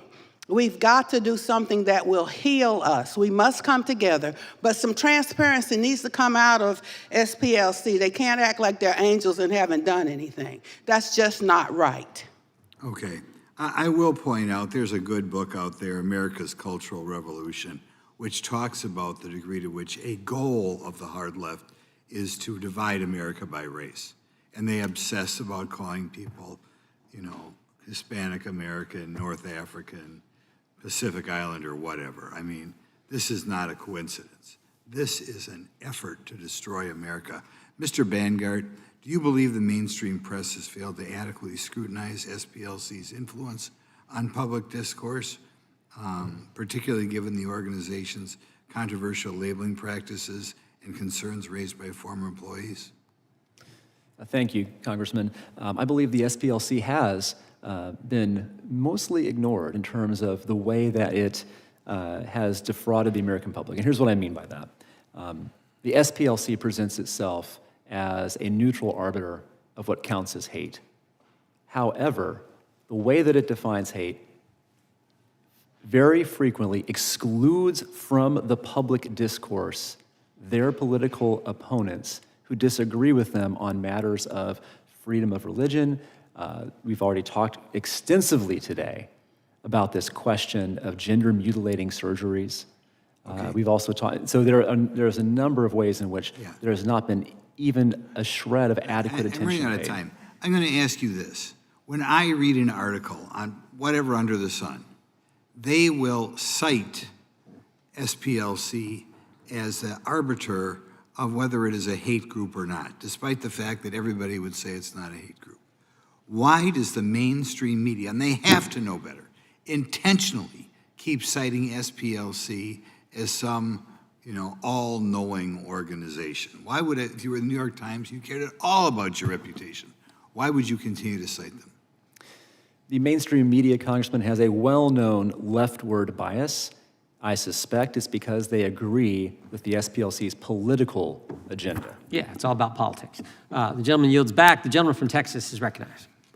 Thank you, Mr. Chairman, and thank you for letting us stay a little late so that I can go here. I appreciate it. And thank you to the witnesses for taking the time, Professor McCord, Mr. Bangert, Dr. King, and Mr. Fair. I really appreciate y'all taking the time to be here. Mr. Fair, do you recognize the tattoo on this man's chest? This is Secretary Hegseth. No. It's a tattoo of the Jerusalem cross. Your organization has referred to it as essentially a hate image. Do you agree with that assessment? I'd have to see the assessment in our material to determine. Referred to it as a hateful. I'm not familiar with the symbol. You're not familiar. Do you have any thoughts on that symbol, on that tattoo? No, I don't. No, none at all? You don't have any opinion on it? No, I don't. Okay. What about this tattoo? Do you have an opinion on this tattoo? I'm not an expert on tattoos. No, I don't. Okay. I can give you a little bit of background. This is a tattoo on Maine Democrat Senate candidate Grand Plattner's chest. That's the Nazi SS death head tattoo. Do you have any opinions on that? If it's what you say, if it's a Nazi symbol, we oppose Nazis. We oppose, I agree, we do oppose Nazis. Do you think if somebody got a Nazi tattoo on their chest, that's indicative that they might be a Nazi? You'd have to ask Mr. Plattner why he has that symbol. I've already said that if it is a symbol of Nazism, we oppose Nazis. You don't think that that's indicative that perhaps he holds Nazi sentiments? It may well be. It may well be. I think, do people who aren't Nazis normally get Nazi tattoos on their chest? Again, I assume they don't. You assume they don't? I would assume so too. I don't know anybody who's not a Nazi. I don't know anybody who has a Nazi tattoo on their chest but is not a Nazi. Do you? No. Do you think that somebody who has a Nazi tattoo on their chest should serve in the United States Senate? I wouldn't vote for that person. I certainly wouldn't either. Do you think that this should disqualify him politically from serving in the Senate? Again, I'm not sure where the line of questions is going. The SPLC, if you're asking me, I'm sorry. Go ahead. If you're asking me if the SPLC opposes Nazis and Nazi symbols, the answer is yes. Yep. The SPLC has referred to this same tattoo as a racist skinhead symbol and tattoo. You can see the resemblance there. You wouldn't want somebody with a tattoo like that in the Senate? No. No, I wouldn't either. I appreciate your candor there. Got a couple other questions. Shifting gears a little bit, your organization said that restricting and banning abortion is a tool of that the far right uses to maintain white supremacy. Do you believe that pro-lifers are white supremacists? I believe that reproductive liberty is... No, do you believe that pro-lifers are white supremacists? I will tell you what I believe if you're asking. Yes or no? I can't answer that question, yes or no. I don't think that pro-lifers are white supremacists. Do you? What I think is that reproductive liberty is a right that every woman should enjoy. How many babies in the United States that are aborted are black? About 40% of abortions nationwide are of black babies. Blacks represent about 13% of the population. Does that sound like something a white supremacist would oppose? What I would say again is that SPLC supports reproductive liberty. Calling somebody a white supremacist is a pretty serious charge, isn't it? I would think you would be able to defend that if your organization says that. You clearly seem unable to. Mr. Gill, I'm not sure why you would think I'm able to do anything. Because you're the president of the SPLC, which labels pro-lifers as racists. Well, does your organization just hurl around epithets like that without any justification? Mr. Gill, what we do is I'm giving you the opportunity to You're not giving me the Mr. Chairman, what's he referring to? And can he let the witness answer the question? This is outrageous. No, it's not. The time Allow him to belongs- speak. I know you don't like my What are you question. referring to? Time I know you belongs- don't like my question. What are you referring to, Time Mr. Gill? belongs to the gentleman from My time Texas. here. It's now expired, but he will be able to ask his last question, and we'll give the witness a chance to respond. All right, I'll give my last question to Dr. King. Dr. King, are pro-lifers white supremacists? Pro-lifers cannot be white supremacists. Pro-lifers believe in life from the womb to the tomb and beyond. Pro-lifers fight for every baby in the womb, regardless of skin color. We have been aborted as blacks in America disproportionately. And so the white supremacists are Planned Parenthood, who admitted that they do have racist underpinning with an agenda to reduce the black population by abortion. That's right. Thank you, Dr. King. Thank you. Thank you. Thank you all. We appreciate you being here. We appreciate that a long time you've been here, but thank you for participating. And that Let me read something here. We thank our witness. Without objection, all members will have 5 legislative days to submit additional written questions for the witnesses or additional materials for the record. Without objection, the hearing is adjourned. Could I just introduce one last UC? This is from The Nation, the long history of the anti-abortion movement's links to white supremacists.